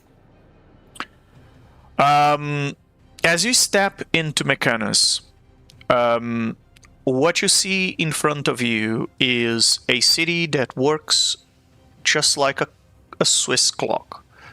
Everything in the city moves and think in order. The city has streets. They're well delineated with a grid on the ground, and the citizens walk and make curves in 90 degrees. As you stand in front of this golden palace, that seems to be held by nothing except an astral sea underneath. You pass through this floating bridge, and you can see the glowing of this majestic creature on the other side. The creature, as you enter in its presence, you all feel incredibly uncomfortable. There's something about this creature that is so orderly, that is so organized, that bothers all of you. And my alignment. even with your alignment, this is like the pinnacle of organization. The back of the creature has these massive wires that seem to go into the portal and into the darkness of the astral sea and beyond, connecting this creature to probably infinite worlds. Now, what you know about Primus is that this god keeps all the astral sea, all the astral plane, everything working as they should, in their orbit, in their current balance. It's like he has control over the gears of the multiverse. He is one of the oldest gods.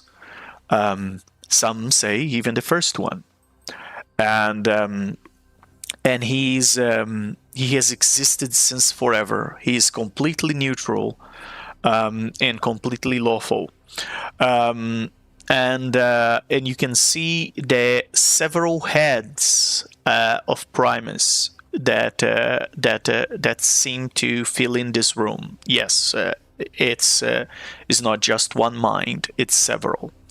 And as you step into this golden bridge, in front of you, Primus takes notice of you and says,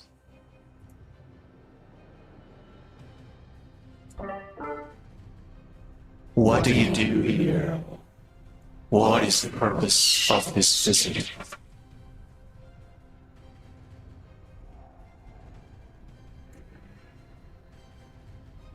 Oh goodness. Did you pull us? Yes, Creep will step up. No, I didn't pull you. Primus pulled you. There's attraction. Oh. As he's talking to you, your bodies are being dragged towards him, as if gravity worked horizontally here. Well, we're here to reconnect the Rod of Seven Parts, and it's been told that you possess one of those parts. That is why we're here. That information is incorrect. I do not possess one of the pieces of the Rod of Seven Parts. Do you know where we could find one? I do know where you could find one. Midge nudges Drays off. Take out your piece of the rod discreetly and see what it does. Yeah. Alright, so I guess that'd be a sleight of hand to see if I can pull it out without like being noticed by Primus here, which I'm guessing is gonna be... Can he have advantage since he's hidden behind our bodies? That's absolutely impossible. There are heads Everywhere, yeah. everywhere here. All on the I was wall. about to say, like, mean, wait a There's- second. She tried. She said discreetly. I don't know, but like There's that's what we need to do. Like if he huddled right here in the middle. Yeah. Yeah. Alright, I just need my lighter for my cigarette. Come up here, try to like hunch down without being too obvious about it and fish it out of his bag. I'm gonna go ahead and make a sleight of hand check anyway, even Oh though God. All right. Well. We'll yeah. see. There's absolutely no way that you were not noticed. Alright. DC of a god. And so what exactly do I need to do to use this to like gather the information that we're trying to get, like on like the thing? Is it like a spell or a ritual? Or No. what do we do? Only thing you gotta do is to hold a piece of the rod and see if it points to a location in Mechanus. Alright, It's in his so, pocket and it starts to move. Midge is like, oh. Yes, He's not noticing this. He's like focused on Primus, thinking, "Oh goodness, oh goodness." He pulls it out and I guess what happens? Does it point I anywhere? mean, did you attune to it? It doesn't need to attune. You can only attune to the rod of 7 parts if you have all the 7 parts. Oh, okay. So, as you pull it out, the rod, and you start to sense the direction it points. It points to the direction where you came from. So then we just need to leave. Like that's And- what. Pretty much. Yeah. And We just need to leave. but the gravity is pulling towards the opposite direction of the direction you leave. We gotta get Primus to let us leave. And Primus You said says to would you, tell us where the part is. as I said, I do not have the rod or a piece of it. Well, can you let us go then so we can continue our search? I can let you go. That statement is true. Will you let us go? That will depend. On what?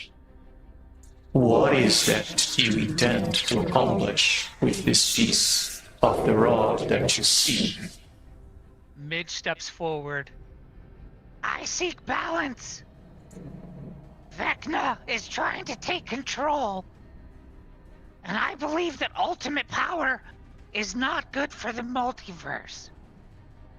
So I seek to thwart Vecna to continue bringing balance to everything. Vecna seeks to invert the natural order of things. Everything his magic entails is entropic and self-destructive. Shouldn't you want to stop Vecna as well? So, as you were talking, you can try and roll persuasion.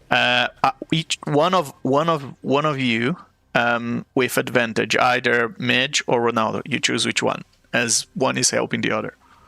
Oh, my charisma is shit. So, Ronaldo, what is yours? Okay, I'll use it because I've got really I'll- good persuasion. And I'll do guidance also on you. You still have your bardic inspiration.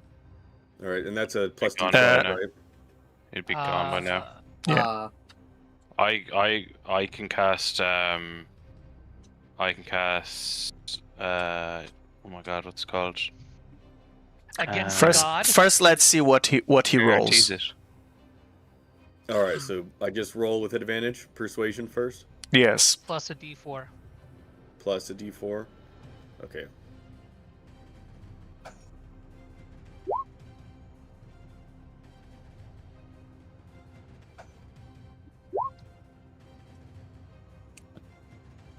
All right. And Cyril, what is that you wanted to do?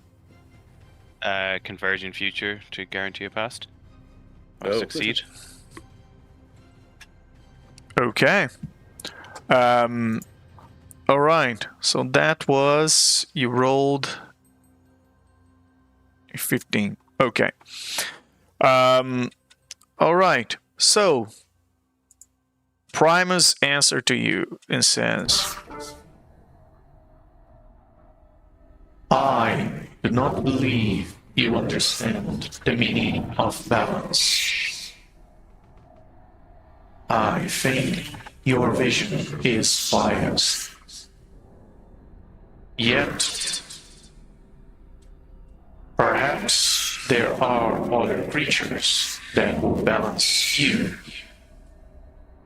and net the effect that you have in the multiverse. You are here looking for a piece of the rod that has already been given to someone.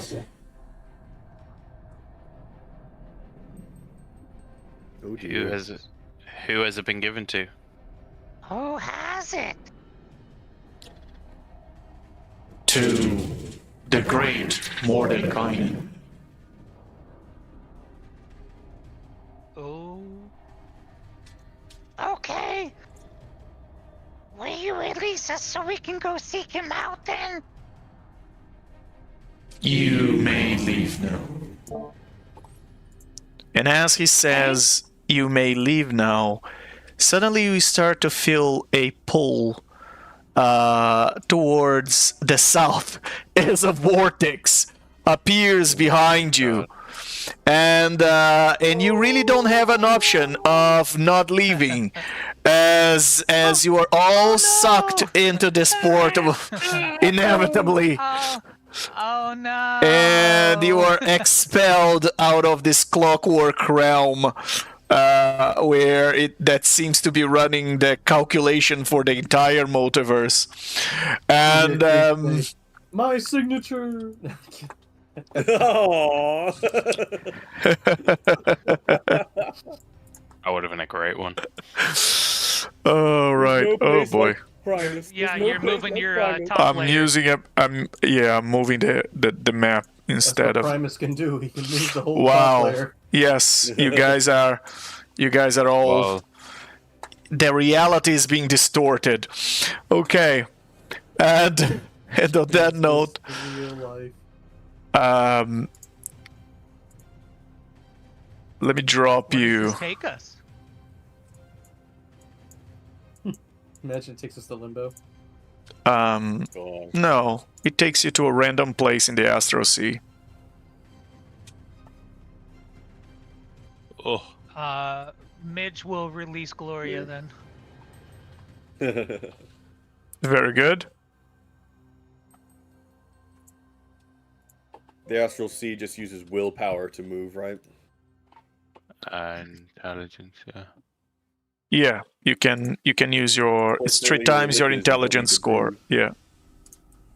So, do we know where Mordenkainen is?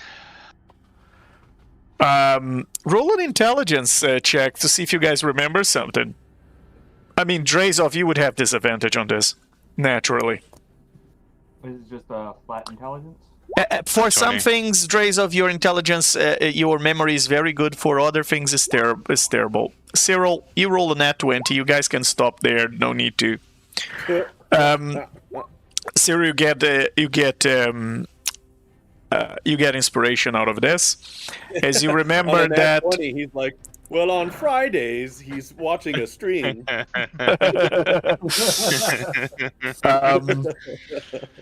So He's on Cyril, lunch break. Cyril, you remember that? You remember the conversation with that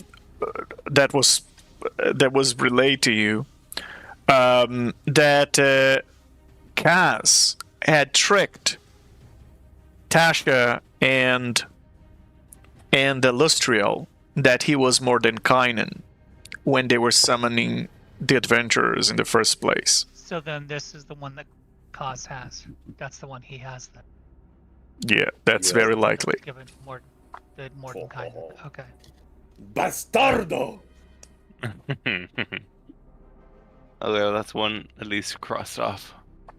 Yeah. Mhm. So we know what the third piece is. Is the one from Oh. Mordenkainen. Yeah. So yeah. then the next bet would be the Spider Queen. Or Ye- Eberron. Those are our last two.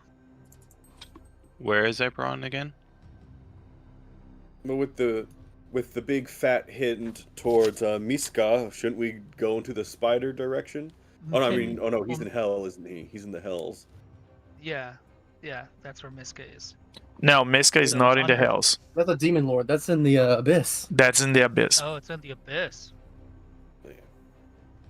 So you have Yeah, Loth, under- which is on the Underdark. You have Under go ahead. this. No, that's it. Just or Eberron. Those are our three choices. Well, we did something lawful. Might as well do something super chaotic. I back that. So yeah, now you have 3 places and two rod. There's only one third chance. You might end up in a place that there is no piece of the rod there whatsoever. I like those odds now. Can I use Conversion Future to guarantee we go to the right spot? No, not for you would need to. This is not a check. You would need. Ah, This is not a Alright, check. so to get to the abyss, then we probably do we need to go to Baldur's Gate then? Is that our best way? or is there a faster? So Oh wait, there hold are on. there are Can- three can places. There are three places: Eberron, Underdark, and Temple of Tiamat in Avernus. Those are the three hints Vocar gave you. But before you even resolve where you're going, how the hell are you going back to Sigil from here?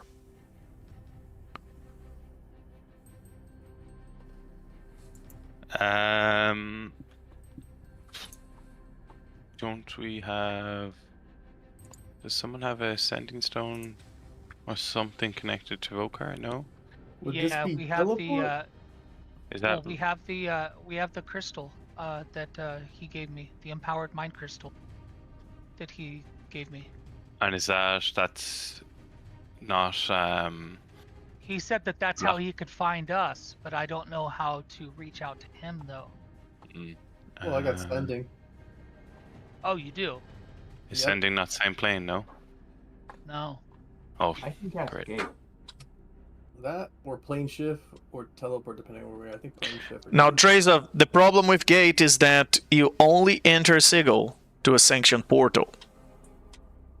You can't cascade to go to Sigil. Right, and the portal that we've been using is not sanctioned. It's not sanctioned, but it's still inside Sigil.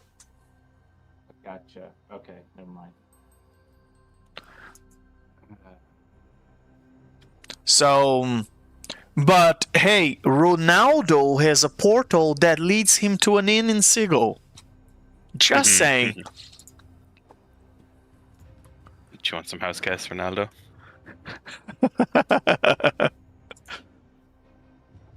We can all close our eyes and pretend we don't know where we're going. You can lead us like blind mice.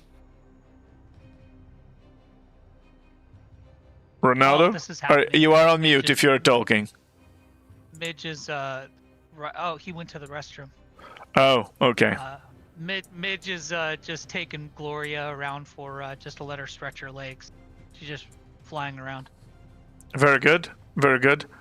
She must be evolving if she has legs, I must say. Yeah. That was yeah. Creek is not stressing out. He's just spinning in circles slowly as he's thinking of ideas. The Earl is just slowly counting So- seconds, seeing how high you can get to. So is who has sorry, who has the ability to get us out of here? Well, if we're going back to Sigil, like Legend said, we can go through Ronaldo's portal Yeah, in but we his have- lair. Yeah, but we have to get to his lair though. How are we getting to his lair?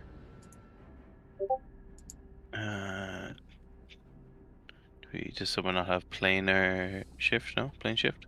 Nope, I don't. I got teleport. I've got Gate. You can also- will that work to connect to his portal? I think I you feel need like- to know where the Yeah. destination All is. I'm back. So Affiliate. Ronaldo says, "Oh, drat! I was keeping this in my pocket for a case of emergency, but I suppose,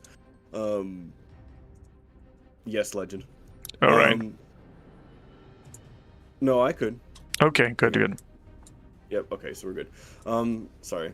Ronaldo says, I was keeping this in my back pocket for an emergency, but I suppose floating aimlessly in the dismal depths of the astral sea is as good an emergency as any. Hey, guys? Everyone gather around. Hold hands, please. Midge puts Gloria back in the flask. Sorry to make you. I'm just letting her out whenever I can. Creek says, All right. "You're not gonna smack me again for touching your hand, right?" No, not at all, Creek. You're a gentleman. Now, there's just one rule. Understand? Once we go to where we're going, you have to be nice, behave, and play with the girls! And he casts Word of Recall. We're going to my place! Lumber Didn't know party. Ronaldo was a family man. Oh, yes, you'll see. All right. Let me bring you all to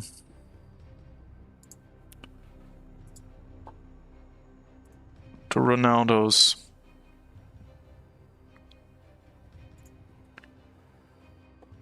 You know, I think it's for this kind of situation that I got the new The waiting music. yes. Because That's just the sound as we're like zooming through a portal. Perfect for Ronaldo's place. It's swanky. all right, come on, Ro20, help me out. There's always something every session. Oh boy.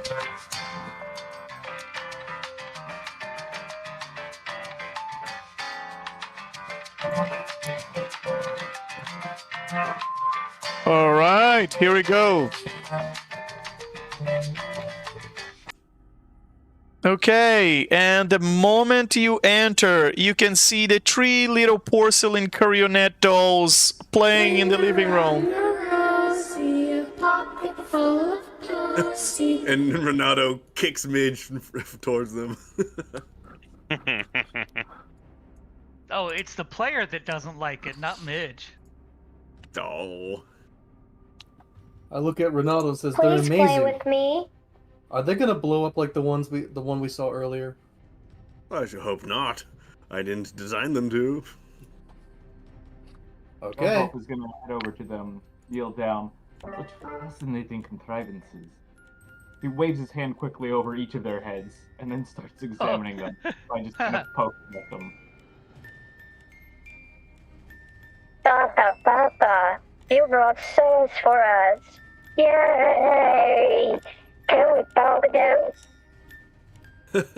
No, I'm afraid they don't have any souls. They're here for just regular company. Not that kind of playtime. And Greek will look over. This one But you says, forest. Cyril's gonna go up to the slab and just poke it and say, "What did you do to this one? It's hideous." Oh, don't you talk about Rowena that way! And he slaps Cyril. Sir, if I may, perhaps we should set the guest room. I was gonna hop on out of here, but whoa, heck, how often do I have this kind of company over here? Sure, thank you very much, Rowena. Great idea. You're welcome, sir. Do you want the one with the torture devices?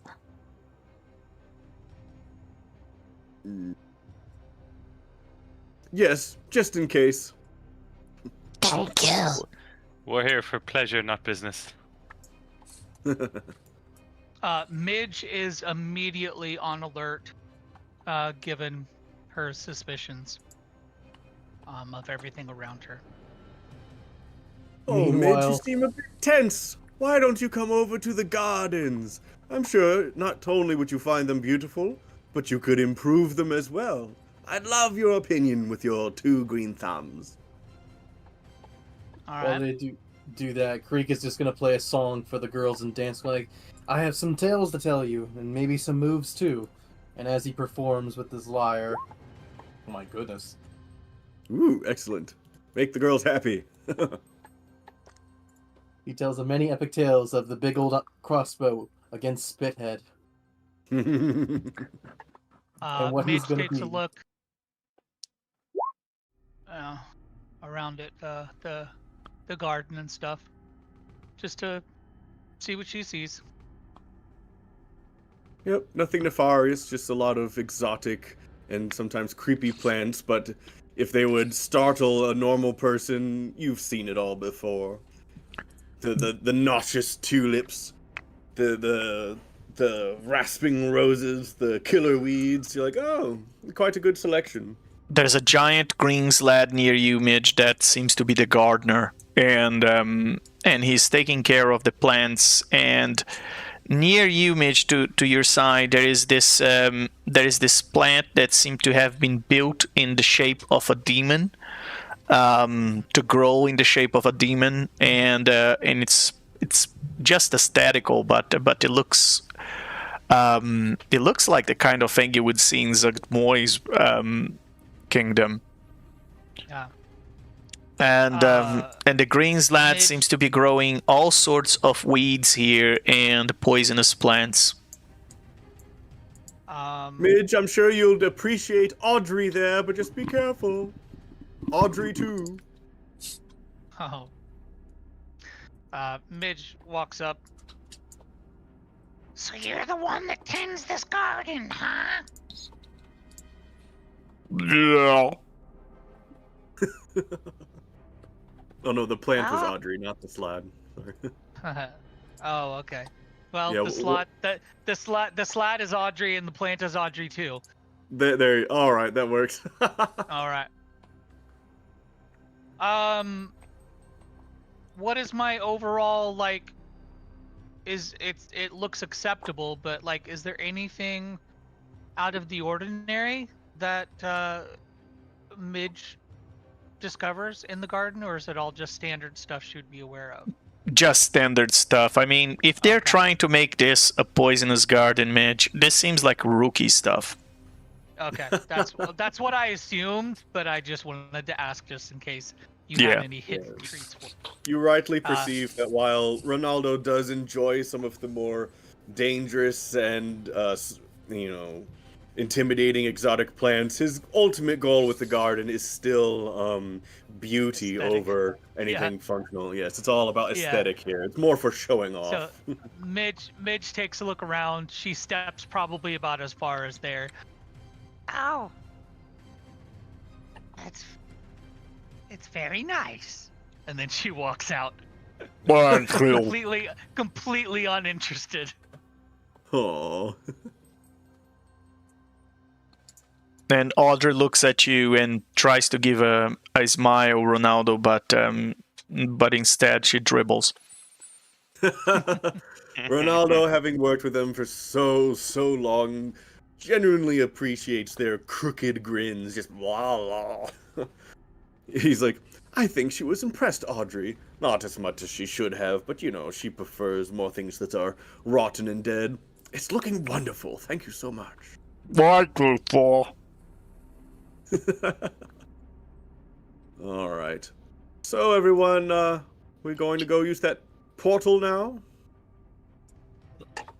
As you see Creek dancing and playing some beautiful music. Papa, we're playing, and the music man is playing music. Well, I have been gone a long time. Keep on yourselves, keep going. And he's gonna cast Audrey a look, just the kind of like, keep an eye, let Ronaldo know if anyone's straying into rooms they shouldn't, as he goes to catch up with Rowena.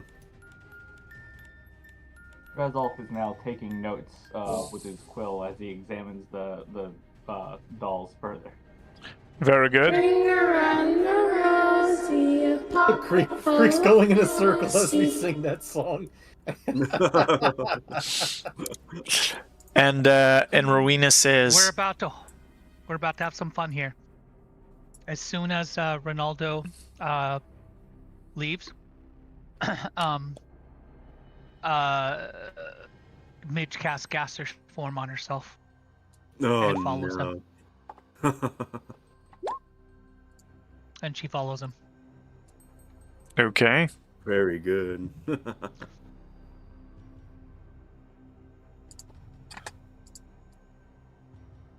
Midge, he can still see you, right? Because it's of true sight. In Gaster's form. He still know your true form. Well, then I wouldn't have done that if I would have known that. Okay. All right. That's I wouldn't I wouldn't have done that. All right. And Midge would have had the knowledge to know that that wouldn't have worked. yeah, you would, because if someone is in gaseous form is approaching you or in a mist form, you would still know their true. With true sight, you would still know their true form. Okay, fair enough. That's a player deficiency, knowledge deficiency then. That's all right. As you I enter tried, the dude. I was gonna catch you, bro. I know. Well, I had a spelling too in mind. Dance with me, Midge. Look how wonderful this is. We're playing Ring Around the Rosie and Creek twirls. Well, And plays Midge his is gonna start looking around. Like she will definitely start just walking around this room. Cyril, I must say, what draws you the most attention in this house is the locomotive that has been running around in the on that table there. It's such an interesting clockwork device that is just been running around in circles. The table that I'm at? That's over not here. that's just a turtle. Oh yeah, I was about to say. I was like, how is this not a turtle? Sorry, my bad. In that case, Cyril's gonna go over here Maybe and the train's up here. inspect Very good. and just stare at awe as the train goes back and forth. And he starts. All right, I know what Midge is gonna do. Midge is going to go outside, and she's going to investigate the trees, especially this one right here, Okay. so that now she can travel to this place through that tree. Ugh. Well, with all that time, Rowena, Ronaldo, Sorry, dude. talked to. God, I know I was just trying to get us out of a pickle. I should have known. Ronaldo talks to Rowena, and I'll text message again what he says in downtime, and then comes back. And Rowena says, Sir, are they staying for how long? We're gonna leave right now. I think it was fun showing them the place, but honestly, we're not prepared to host guests, are we? So we're gonna leave right away. Should I inform you if any of them return? Oh, absolutely. Aw, you Always. bastard. I fully expect them to. The moment they do, send me a message. Well, Thank we you, hear that? darling. oh, we don't hear that. No, he's over here. Oh, okay. all At right. this point now has out knives and several other like implements and is preparing to start dissecting one of the dolls. Oh, Drazov, you're not being a particularly good guest.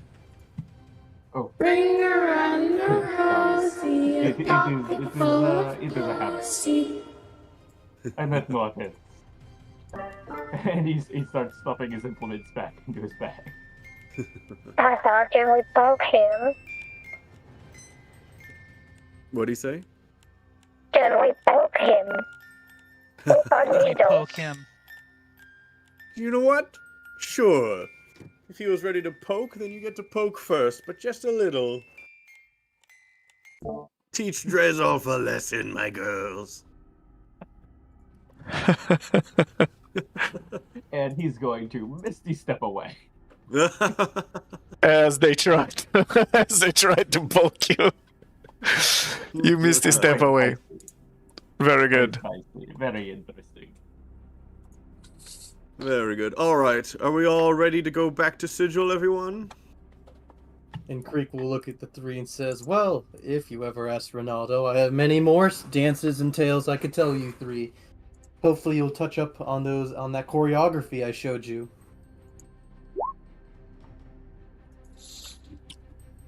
Very good.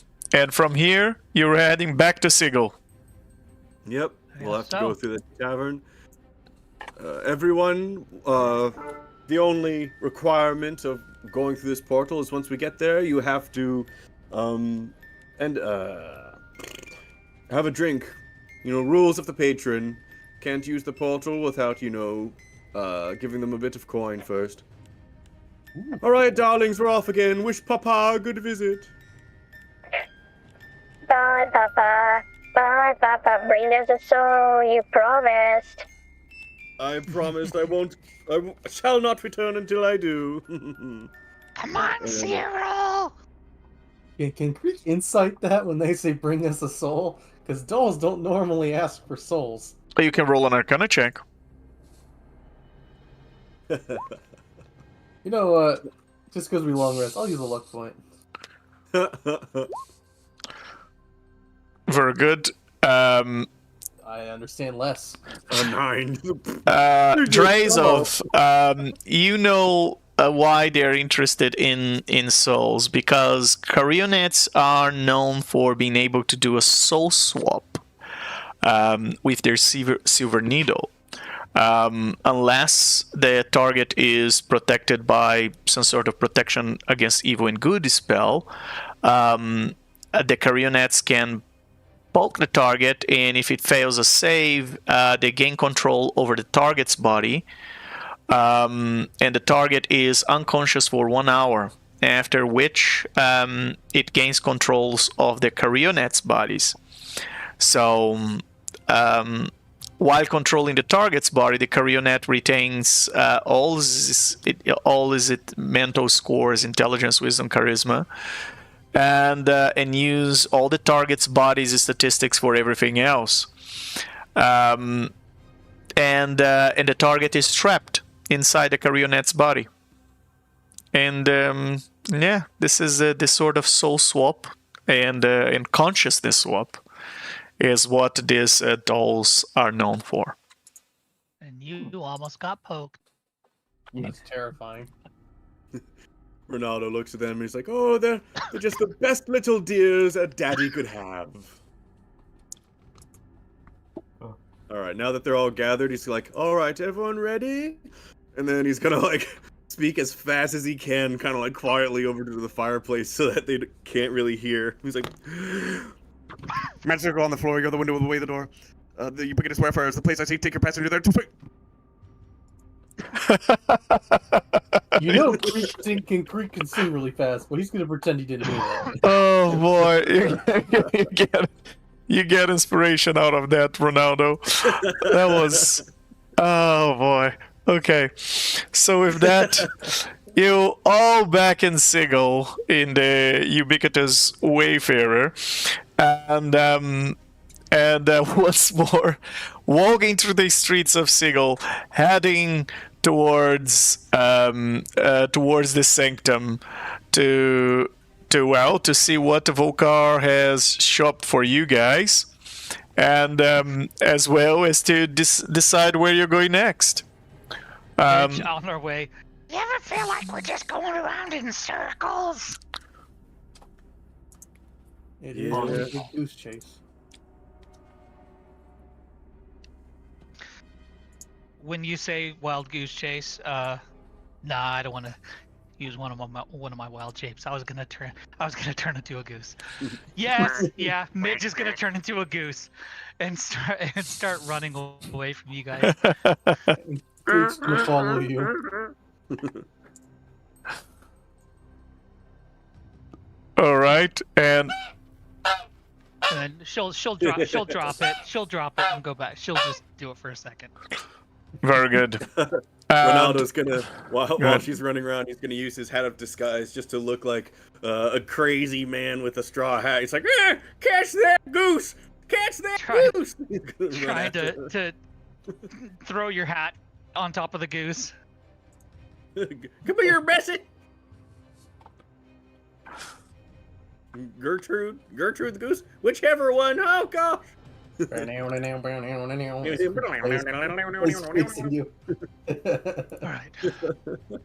Alright. Fuck off a wild shape. That was worth it. That was fun. Can't wait until next level when I can do this as many times as I want. All right. So, oh yes, and that reminds me. Someone in the audience sent me a message last session asking, "What level are you guys in?" So, Creek is currently level 19.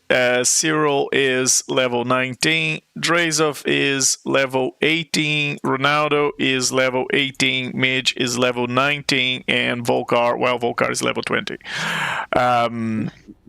So So yeah, you arrive back at the Sanctum, and there's Vocar sitting on the couch, and he says, "Oh, you guys took quite some time this time around, huh? Almost an hour." Did you miss us? No, not really. I was very distracted, trying to recollect the things I forgot. My voice is tired. Does someone else want to fill him in on what we discovered? Yes, Creek will tell Vocar as well. We found Primus, and apparently someone named Mordenkainen managed to get the piece. And then using what Ciro, you told us about that regarding over Costa's betrayal with Mordecai. No, the girls did. Oh, Ciro remember about it, but Ciro remembered. Yeah, okay. But did he you tell us? Did you tell the party? Yeah, I would have explained everything that I know. Yeah, like combined with you and I talking about how like Mordecai got the piece, he was pretending to be Cost, and they tricked Tasha and Alestria the first time, so that was a dead end. I see. So he has the piece of Primus. Now this actually is quite interesting. He must. I think the theory of Alestria and Tasha is getting some weight with this new evidence. Only someone with the power of a god or with the blessing of one would be able to deceive Primus. I don't even think that crown is powerful enough to deceive him. He would need the power of a deity, like a god of lies, to deceive Primus that he was Mordenkainen. So maybe he is allied with the god of lies himself. This is terrible.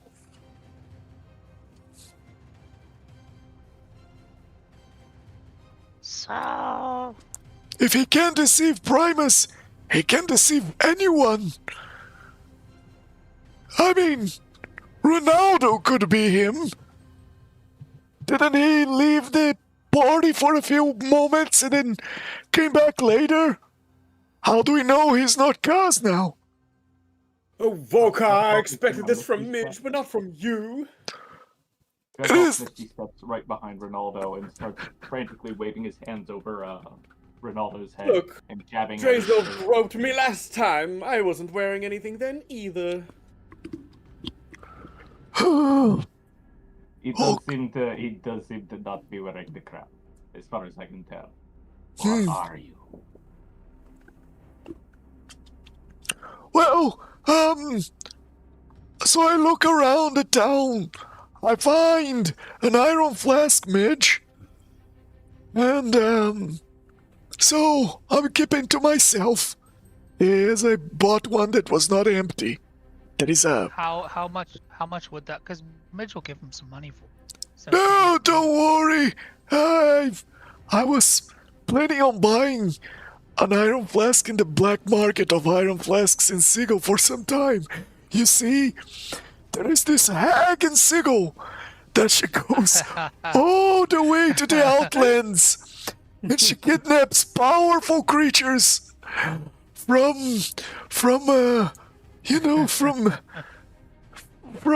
lawful good places in the Outlands. And I don't want to reveal too much, wink wink, but she brings them back and then she sells for quite some time, for quite a lot of money. But what am I gonna do with money? So, I've bought myself quite a nice pet. One that can really be a surprise. And, and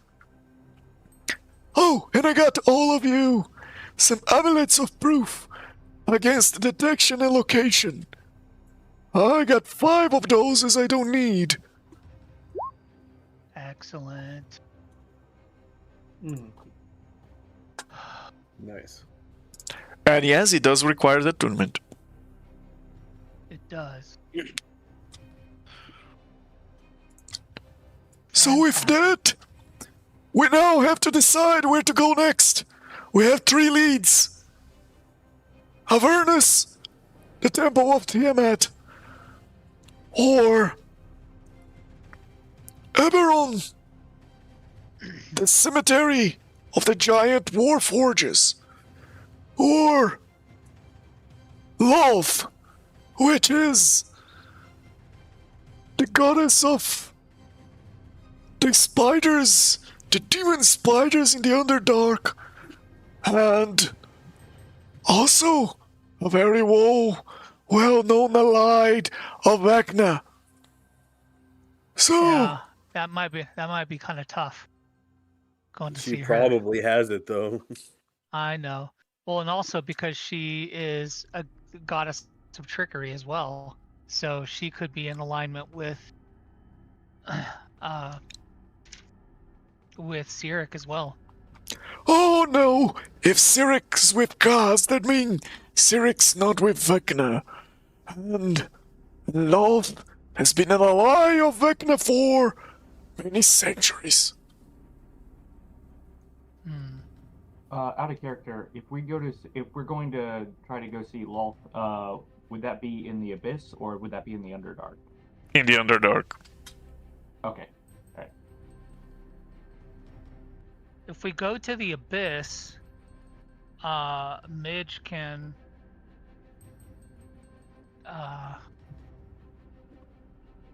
obviously she has a connection there.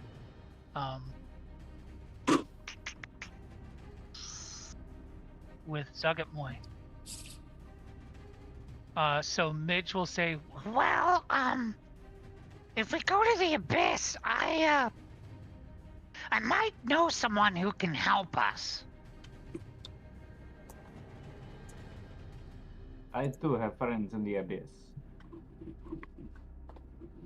I mean, seems most reasonable. So if we have some aid there compared to the other places, I don't think I'd feel safe at all around their so-called friends, though. I think I'd rather keep as far away from the Abyss as possible. I mean, well, I'd consider us friends with them, and we seem pretty safe around each other for now. What makes you think remind they you- would? What makes you think a demon lord would have any interest in helping us, Midge? Precisely. This is. Let me remind you that this is the Abyss we're talking about. If we go to Midge's friend, I assume that all they'd want to do is rot our face off. And Trezov, I don't know, turn my wig to ash. It's terrible. Oh, no. Treblex is not that kind of guy. He's more going to just melt it. He's all about the melting of things.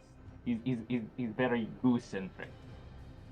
Oh, it's just melting, you hear that? Oh, then we're fine. Just turn us into grilled cheese sandwiches. No problem. Yes, he's a wonderful guy. You will like him very much. You will get along famously. Well, Midge will get along famously. You probably not so much. Because you will be melted into goo. Midge will walk over closer, over here, and say, Well, obviously, you know I like rot and decay. Well, I have a strong connection with Zugatmoy. And she's kind of keeping tabs on me, and I think that she might, I mean, she's a demon lord herself, so she might be able to help us. Just a thought. Well, if we can convince them with something to align their interests, I bet so too, and I appreciate your honesty there, Midge. And you all notice that Tasha is kind of eavesdropping on you as "That's you why talk. I walked out." Oh God, Is there any? Could I have rolled anything to? That's why I came over closer, was to try and be non-discreet. Is there anything could I have rolled? Damn it. To roll deception, possibly. Deception. Okay. Yeah. Oh God. Well, my charisma is -1. So I believe in you. 13.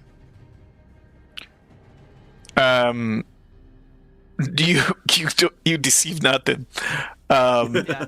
It seems All like right. you're talking to so that anyone can hear. Yeah, Um, it echoes throughout the entire hall. Yeah. Like All Midge thinks she's doing a whisper, but she can't help Yeah. it. I mean, it's really hard for me to do that voice quietly, so I'm sure it just like nails on a chalkboard. Hey, the down low. Anyways, Ronaldo says, Creek, this is the big Z we're talking about. You can't exactly seduce this quote-unquote woman here. She's just gonna turn us into mulch. I still think this is a bad idea. Freak using Midge's voice with my actor feel like, hell no! She's our best lead down there! Where? Hoping to use that to confuse Tasha using Midge's voice. I just want to point it out that Zagatmoy is a demon lord that takes dead things and turns them into fungi zombie servants of her. And we're all dead. See? We'll all end up looking like Midge. That'd be murder on my coat. I wonder if Midge was a lich before becoming a lichen lich. Have you ever wondered, Midge, if you really control your thoughts, or if you're just part of a larger organism? Oh my God. Have you ever wondered I mean, if that's your real voice? Is that your real purpose, to serve her? I believe she's a good option, Midge, but Vocar and Ronaldo do give good points of who we are. Valuable assets for Zagatmoy to acquire.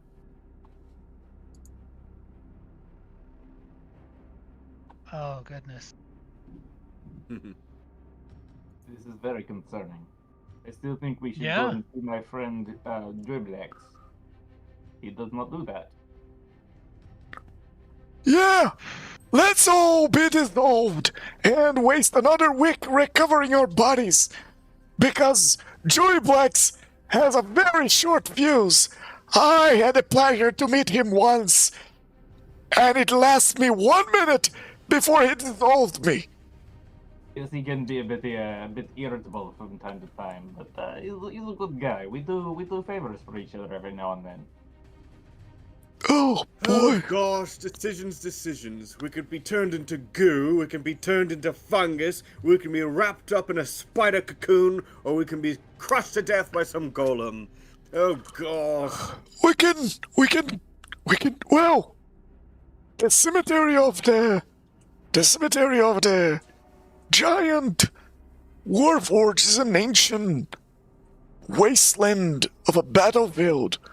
There is no functional giant warforge there anymore.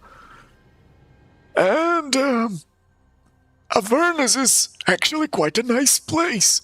Have wonderful spas, beautiful casino right next to Tiamat's temple, if you guys like to gamble. And well, the Underdark is shit. There is no other way of putting that. That is a terrible decoration. They think a web goes well on every corner. When he says that, he makes me think of Mr. Sunfall when he was talking about the decoration of his lair. Of the dungeon, I mean. Now, I must say, I would certainly suggest. And as he's talking, suddenly another Vocar enters the room and says, "Hey, Oh shit. I just Oh no. came back from the. What the hell is that? And the Vocar, one Vocar turns to the other and says, "Hey, who the hell are you? Who the hell are you? Cuz, are you again?" And Tasha says, "Oh no. Oh no. Seriously? Third time, cuz? Are you really gonna pull that crap on us?" And Illustrious says, "Okay, now this is pretty obvious. Cuz that's just ridiculous. Now we know one of them is you." "Clearly, the real cuz is me." "No, it's not. I'm the real cuz. Hey, I meant to say I'm the real Vocar. Hey, me too." Legend Is there IDMD. anything we can do? Yeah, I'm gonna cast Hold Person on both of them. Third level. Kragolf is gonna Misty Step to here and try swiping at the guy's head. Like trying to grab just above his head. See if he can get the crown. Very good. And Goodness. and as you So reach to did you make a get roll for that? and as you reach to get the crown, there's nothing but empty empty.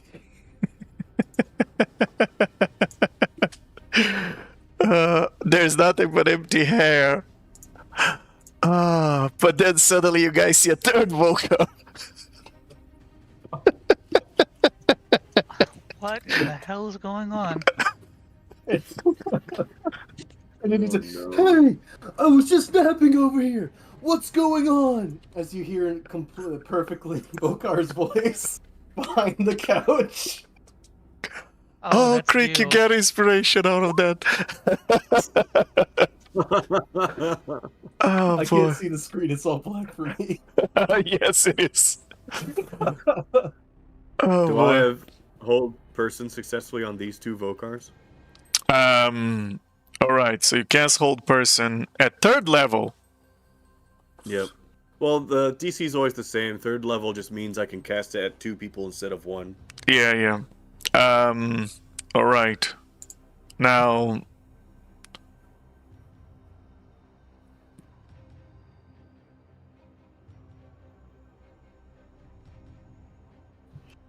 Okay.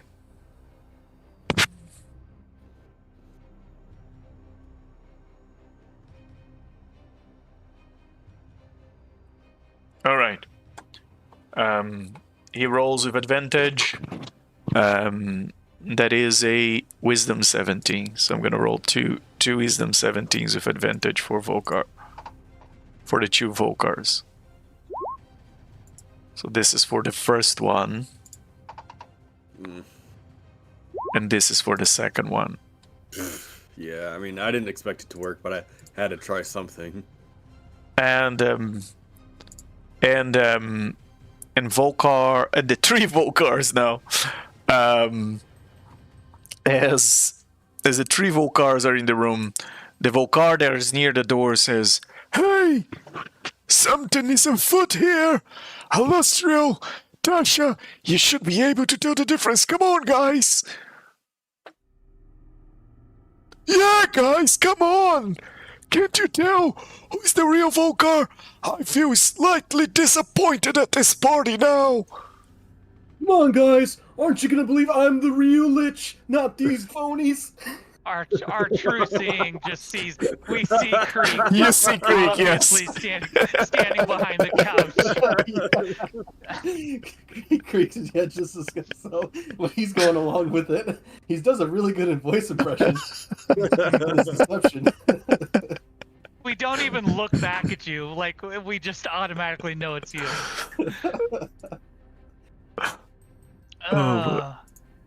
Goodness, I don't know of anything. And you can see Tasha putting a hand on her forehead as she's having a headache. I know a way to solve this. Whoever has the rod can take the piece, and the piece will point to Kaz. Because it's or to No, me. they're gonna point No, at each we other. know the order. It wouldn't work like that. Oh, Which God Vocar damn said it! that? Which Vocar said that? The one close to the door. And Alright, he's gonna do banishment on that one. all right. Let's see. I have to do it at 4th level.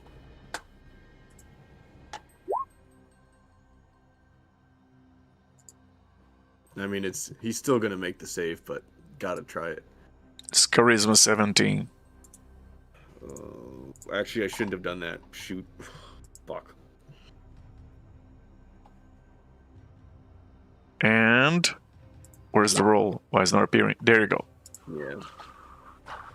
And he says, "Hey, why do you think I'm the fake one?" And the other Vocar near you says, "'Cause clearly you're the fake one. Ronaldo knows the difference." And Drazov, you're putting your hand on top of his head. Yeah. He's just kind of frantically frisking the top of this Vocar's head. There is nothing there, but roll an insight. Ooh.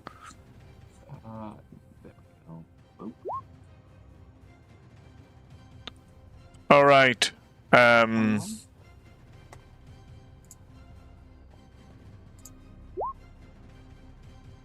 20. Oh, come on.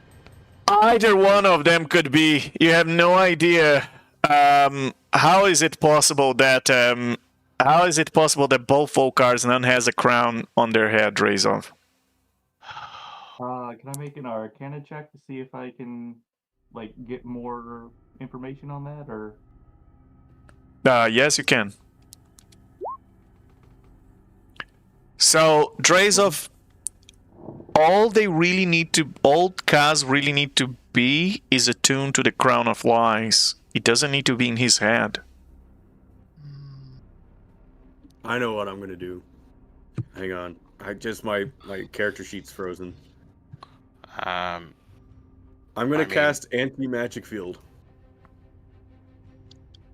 Very good. Let's see, I have to get it. There we go. Where's the range? 10-foot radius invisible sphere. 5'10". 5'10". That's both of them. Very And good. I shall, let's see, a pinch of powdered iron and iron filings. He's gonna reach into his pockets, and he's got these little tiny thin metal bars of iron, which he crushes in his hands, and then blows out the iron filings, and then like the spell emanates from there. And Illustriel turns to you and says, "That was good thinking, Ronaldo, but it doesn't work." Oh, because it's an artifact? Yes. And you hear from me, "Come on, Ronaldo! Think, Ronaldo! Who could be the real Vocar?" As I walk in between both Vocars, my disguise self drops, but I'm still keeping the voice, not realizing. So you actually just see Creek in between both Vocars copying the voice. Well, other magic items would fail, though. So depending on what they're wearing, some stuff might happen. I don't know.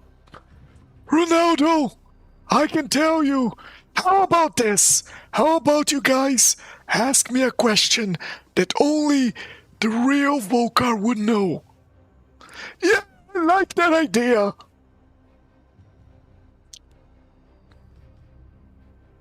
What is the name of Midge's pet cat? What? I don't remember. I have no clue that Midge had a cat. Is it still alive? Wouldn't your plants have eaten Midge? That's the one near you asking, Midge.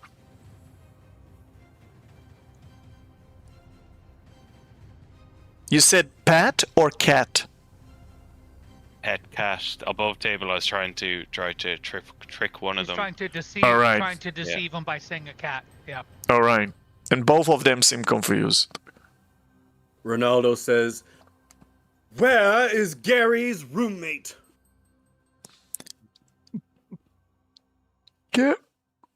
Who's Gary? I have no idea who Gary is. Cyril's got to look to the other liches and say, guys, we're looking at this the wrong way. Midge, Vocar really ought to know that one. Midge, you can roll investigation. Okay, thanks. Sorry, I've been snacking on some chips. Didn't get enough to eat. Just enjoying the show. Yeah. Yeah. I mean, my perception and insight is much better than investigation. If you would have allowed me to use those instead. Yeah, insight. Insight instead. That's a deduction, so it would have to be investigation. Okay. Um, Not perception. not perception. Let me use. No, that Okay. would have been investigation because it's a deduction All right. out of something Vocar It is what said. it is. All right. And the Vocar near the door says, "Here, I brought an iron flask. Ha! Nice try. I have an iron flask myself, and mine has a better creature. I bought it in the black market. Why would you buy an iron flask in the black market? You know, I bought an empty one, so that Midge could pay for it. I don't even need Midge to pay for mine. Ah, clearly you are the fake one. You are the fake one. I'm not a materialistic person. Neither am I. But Midge asked me to buy something for her."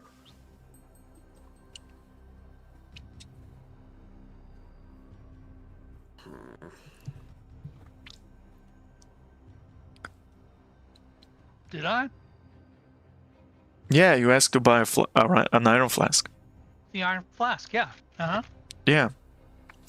And Drazov, do you say that out loud? Oh no, that was just a out of character comment. All right. So the one that didn't care about the money would be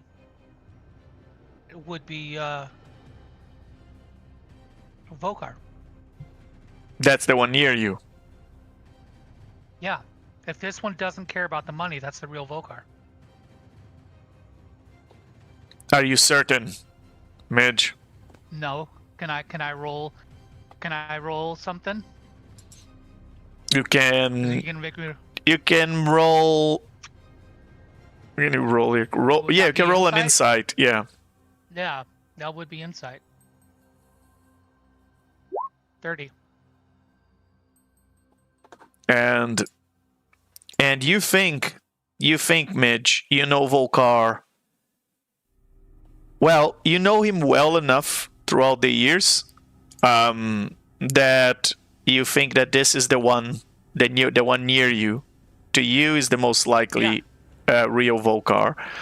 Yeah, because he mentioned not wanting the money when we were at the tree, and the fake one wouldn't have been with us at that point in time.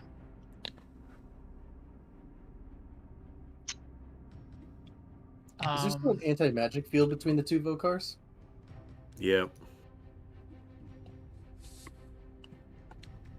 Huh. I got an idea. Midge will say out loud, Hey guys, I'm pretty sure this one right here is really Vocar. I knew I could count on you, Midge. Come on, Midge. I expected more of you. the other ones just say Kind that. of stressing. It's like, is that the one you're gonna go with, Midge? Yep. All I right. have an Ronaldo's idea. go ahead. Creek and dropping Vocar's voice, seeing that he's in a skeleton horde. Drop the anti-magic field for a second. Ronaldo. Okay. He drops it. I'm like, I have an idea, and I'm gonna cast Sending and send it to Vocar. Oh, nice. Ooh. Nice. Very good.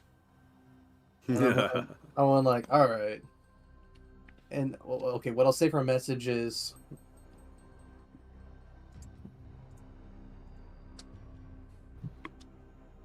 how did we first meet?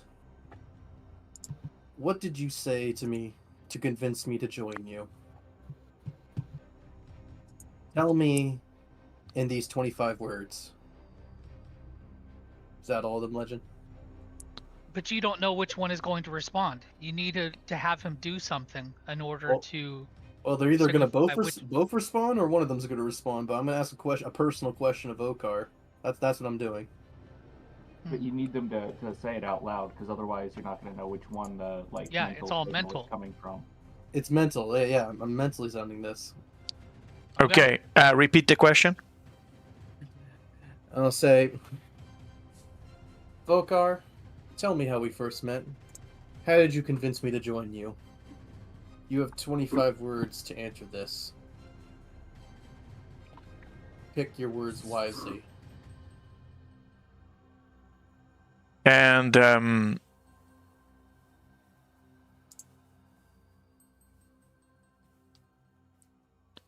you hear two different answers coming to your mind from two different Vocars. Oh, they both respond. And one says, "Well, I can't really freaking remember, Crick. I got a lot going on, you know. It's a bit overwhelming. I think I told you I was going to stick to Vecna." And the next Vocar says,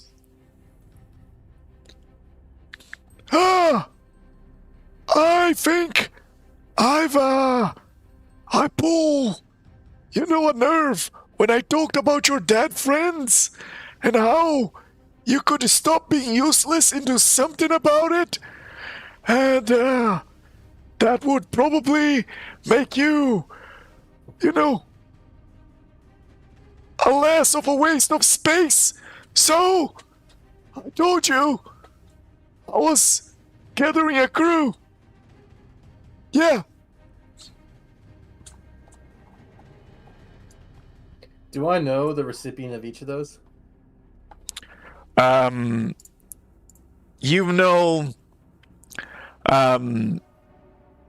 you don't actually know. Both becomes, it's both of them. They're just reply to you. And yeah. No, go ahead. Cyril, you can roll investigation. I was going to say, Drazov, you can also roll investigation. I'm going to use my inspiration on that because a 12 is pathetic. 23, it's a bit better. Drazov, you're so confused. You're so confused that your eyes are just crossing right now. They might get stuck. And Cyril, you have a theory here that no one has considered yet as you look at them. Maybe both of them are true. Maybe none of them is Cass. They're both a Vocar. Interesting. It's a hypothesis. Yeah. Guys, over the table, I have one option, but I'm probably not going to use it yet. What is it? A wish spell, but I don't even know if it'll work.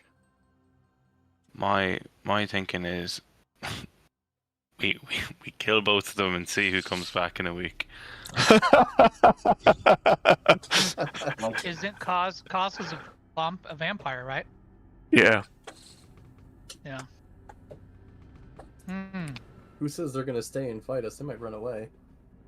Yeah. So do we just stake Not them if both we in the tell the heart real and see Vocar which to one stay. dies? What was the question, Drazov? I couldn't hear. It was a bit too low.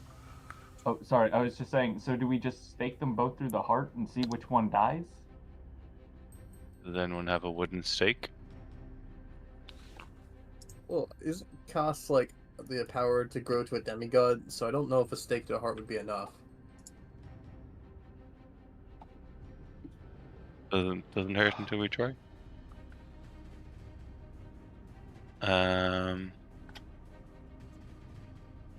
Come on, guys, this is ridiculous. You should know who is the real me. I'm starting to think I just hired a bunch of incompetents. I would actually echo that. I can't believe you guys are taking this long to know that I'm the real one. I have never felt so stupid in my life right now. We I have no call. idea. We could ask them both to bring us to back to the tree. Only one of them would know where to go. No, because if we say the tree, that's gonna give. I don't think we should go back to the tree because that would risk it. That'd be very Yeah. bad for us. Plus, also, this is literally the only time I did not have Zone of Truth prepared.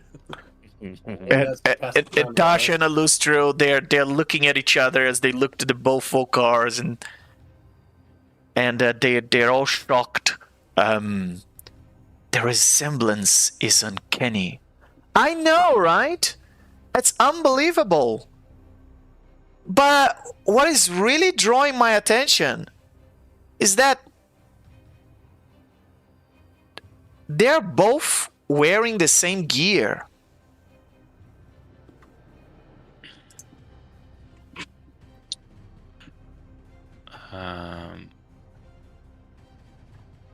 Could it be two Vocars from different time?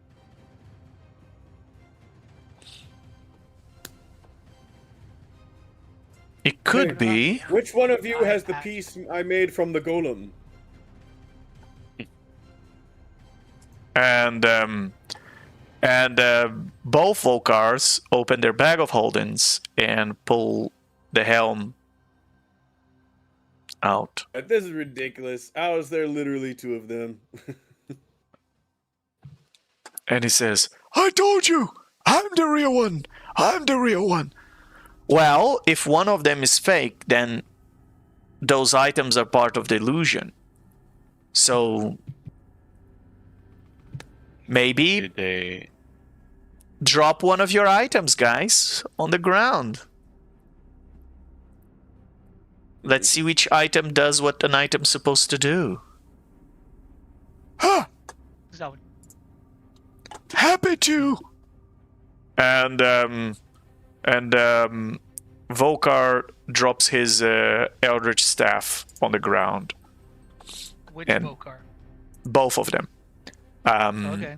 As one see the other one dropping the Eldritch Staff, and they just drop as well. And Illustrio comes close, and she picks up one of the Eldritch Staffs. She looks into it. She says, yeah, that's a foul staff. Clearly it's a real deal. And she takes the other one and she looks. This is also a real Eldritch Staff. Do you think they anticipated that you could have asked this? It could be the case. Cass is cunning. He could have anticipated, and he could have found an Eldritch Staff. I mean, and one that looks exactly like Vocar's? Yeah, that would be difficult to find. I mean, the level of detail is absurd. Midge walks up to this one. Can I see your eye patch, please? I'd never take it off, Midge, and you should know that. Same here! You're not touching my eye patch.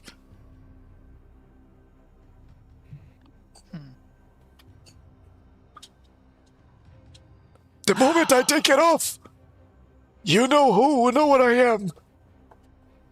That's true. It's just popped into my head. I'm sorry. Should I do it, guys? If you have I an have no idea, idea. dude, I'm completely stumped. Yeah. Only option I have is the wish spell. Nah. I don't know, dude. We're going against an artifact and someone who has the god's blessings, and that's the only thing that can combat that. Yeah. Yeah. But I I'm don't have scared to much. cast that just because I might never cast it again. Okay, yeah. And I've got something. Ronaldo is going to. Fuck. Normally he. Ronaldo's going to do what? I don't know, monetization. Ronaldo narrows his eyes and, like, under his breath, he says, "Sweet Gesme, I haven't called on you in ages, but now I need to know which one is our friend Vocar and which one is the imposter." And he's going to use his cleric ability of divine intervention. Wow. All right. You gotta roll an 18 or lower on that D100. Yeah. That's ridiculous. Can I guidance him to roll lower? To No, subtract not, to D4? no. Got this 18%. I mean, it's like, well, okay, I'm not gonna jinx it. So a D100, okay? D100. Ugh. I'll use inspiration. I'll roll again. Let's go, nat roll one. Why not? Nat one, nat one. 33 is already really low. Let's go. Oh. Wow! Oh. All right. Well, I'll use a So luck you point, but you then call that's on it. your goddess. It's been so long since you call on your goddess that it probably forgot who you are. Are It's you, like, I knew you it. Use I knew your that now. luck As soon point? as I need to roll low, I'll roll high. Let me use one luck point, but then that's it. I'll just one more try. And luck points is and only that'll for be- D20. It's not Oh, for that is D100. Oh, that's True. true. Yeah. New temple. Okay. Guess me. Hello, guess me. Is this still your number? yes, indeed. Apparently, this your goddess is not answering you. Okay, guys. I've come to terms. You're- Let's do this. All right. Creek is going to. Oh, go for it. What was it? Vampires count as undead, right? So Yes. are we. Yeah. They do? Okay, yeah. Never mind. Creek dropping disguised self back in the corner, going, "Well, I tried to be Vocar." He starts playing a mystical tune, one you've never heard. And as it starts to go crescendo and get louder and louder, he says, "With all my power and all my might, I wish for everyone in this room to know who the true Vocar is, and the fake be revealed to all of us." As he's playing this tune, casting the mightiest spell he knows.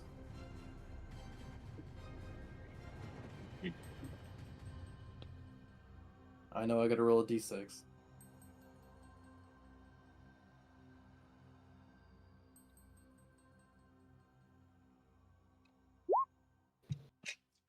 Very good. You can still cast Wish, and for the next 5 days, your strength's 3.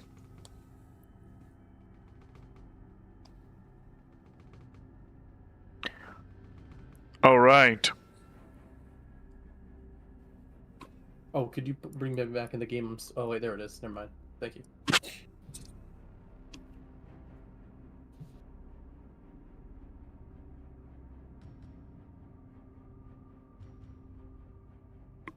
All Pins right. and needles here. As you cast the wish, everybody is just looking around, waiting for one of the Vocars to be revealed as a fake. But instead, all of you start to realize that maybe Cyril was up to something. And no. both Vocars are true Vocars.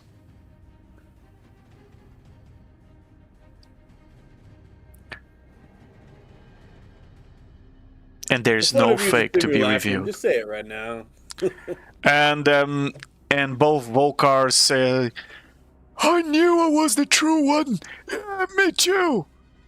And now Tasha and Alustrio are even more confused and scared, and they say, "What is the meaning of this?" "I don't know. Do you think it's his doing?" "It could be." And Cyril, you can roll an investigation check. Okay. Investigation. 29. Cyril, 10. given your expertise in the Swords of Maras, you think these are Vocars, and they are from 2 different timelines that are just 10 minutes apart from each other.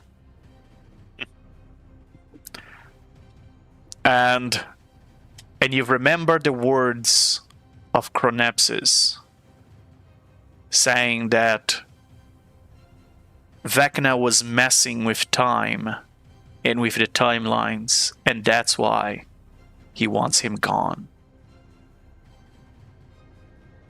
Gosh. And here's your first sign that something really weird is glitching in the multiverse. And Oh, sorry, go for it. go ahead. Creek's gonna take off his leather armor so he has enough weight to hold himself back up and says, "Can someone keep that leather? I can barely lift my bones." I've got you, Creek. I have just enough weight to get myself back up when I take off that armor.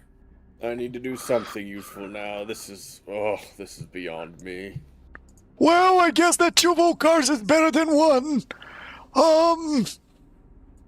Yeah, you say that, but let's be true. No one wants 2 piles of old bones. Yeah, maybe you have a point. Now that I know that you are just me 10 minutes younger. Hey, who said I was the youngest one? You seem to be the youngest one. Oh, thank you very much. Now, I must say, this just tell me that the urgency of the matter is increasing. So, where are you guys going next? After all that, I feel like, yeah, where are we going, guys? Well, by I this vote point, for I think we should Eberron. figure it out without either Vocar. Yeah, I vote for Eberron. That's my vote. Yeah, it gives me enough time to relax, and I'll just say in like the Vocars, "I don't care who says the other. I feel like the oldest one right now." As Creek is barely lifting himself. Ronaldo will cast Greater Restoration on Creek, and that removes 1 level of exhaustion. Oh, I don't have exhaustion. I have. He doesn't have exhaustion. Yeah. Well, but that's what the Wish spell does, is it casts, that makes you exhausted. No, that's the not to confuse the exhaustion, the condition, with the exhaustion from the wish spell. Okay. I'll just take my spell slot back then. just take my armor, Ronaldo. It's a paperweight for me. Can you even hold up your loot? It's Without the armor, yes, I can. That armor that brought me back to unencumbered.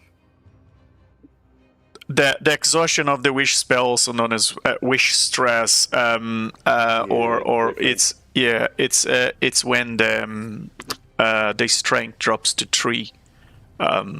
So Hang in there, bud. That's where his lack of strength to carry his own bones is coming from. Okay, so Eberron, is that where you guys are going next? Why are we going there? Like, as opposed to the other ones? I mean, spiders are really cool. I just chose it because I just don't want to sit here and keep going back and forth. Cool, Honestly, let's go. I think I'm Eberron's cool with our best bet. Eberron. Well, except we don't have a means of going to Eberron. Isn't Eberron the one that's encased in its own, like membrane? Like, we can't just portal there? Well, you can't portal there, but I can portal you to the Ethereal Sea, and from there, good luck navigating to the shores of the Ethereal Sea, where you should land into Eberron. That's one of the only ways to pass through the Ring of Cyberis. And we don't have a means of traversing the Ethereal Sea, do we, guys? It's not like we have a spell jamming ship. Have a ship. We can navigate! We can navigate the Ethereal Sea with our emotions. But not really sure we are good at that, since we don't have guts or a heart. Oh, and our brains are melting inside our skull. Any tips, girls? I mean, you're the ones that are undead, and you're going to the ghostiest place in the multiverse, so figure it out. I don't know. Ride a phase spider or something like that. That's actually not a bad idea. Mitch, have you ever tamed a phase spider before? Have I? I No. don't know. No, but I'm sure willing to give it a try. Wonderful, I guess we're gonna have to improvise this one, guys. And an Illustrial takes the usual 10 minutes, and there it is, the portal. That blue vortex, unsanctioned sigil portal again. And in one of the Mitch won't Vocar wait says, this time. just out of curiosity, every time you use this portal, there's a risk you're gonna be detected, right? Yep. Yes. And if the Lady of Pain comes here and discover you've created a portal in her city without her authorization, chances are you're gonna end up in a maze for the rest of your lives, right? Well, yeah, I had mazes before, in the Abyss. I don't know how are the mazes from the Lady of Pain. I don't think there's a comparison. But yeah, it could be... You could be true, but I'm trying to keep positive, Vocar. Well, I'm trying not to. I'm trying to keep realistic. Optimism is for idiots. So, I'm just saying, there's a chance. If we go back here, you're gonna be arrested or whatever, and it'll be in a maze, and the Lady of Pain will be waiting to boil us. Yes, but as I mentioned, I already entered with all the paperwork to get our portal sanctioned. I don't think that's going to fly. When portals is single, only go to one place. Not like a general portal that can take you anywhere. While they talk with my reduced strength, I've just been hobbling over towards the portal. I'm hoping for an exception, Vocar. How about we cross that bridge once we get there? Hey, it's your funeral. By the way, how about you, Vocar, stay here, while me, Vocar, go with the party? Actually, that's not a bad idea. That way, if there is any problem, before I die, I can send a message. There you go. That's the spirit. And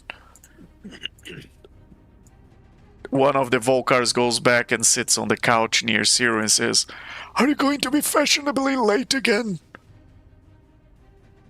I'm just taking my time. Taking my time. Good. What's the rush, I mean? Hey, it worked the last time. I mean, if I wait long enough, maybe there'll be two of me.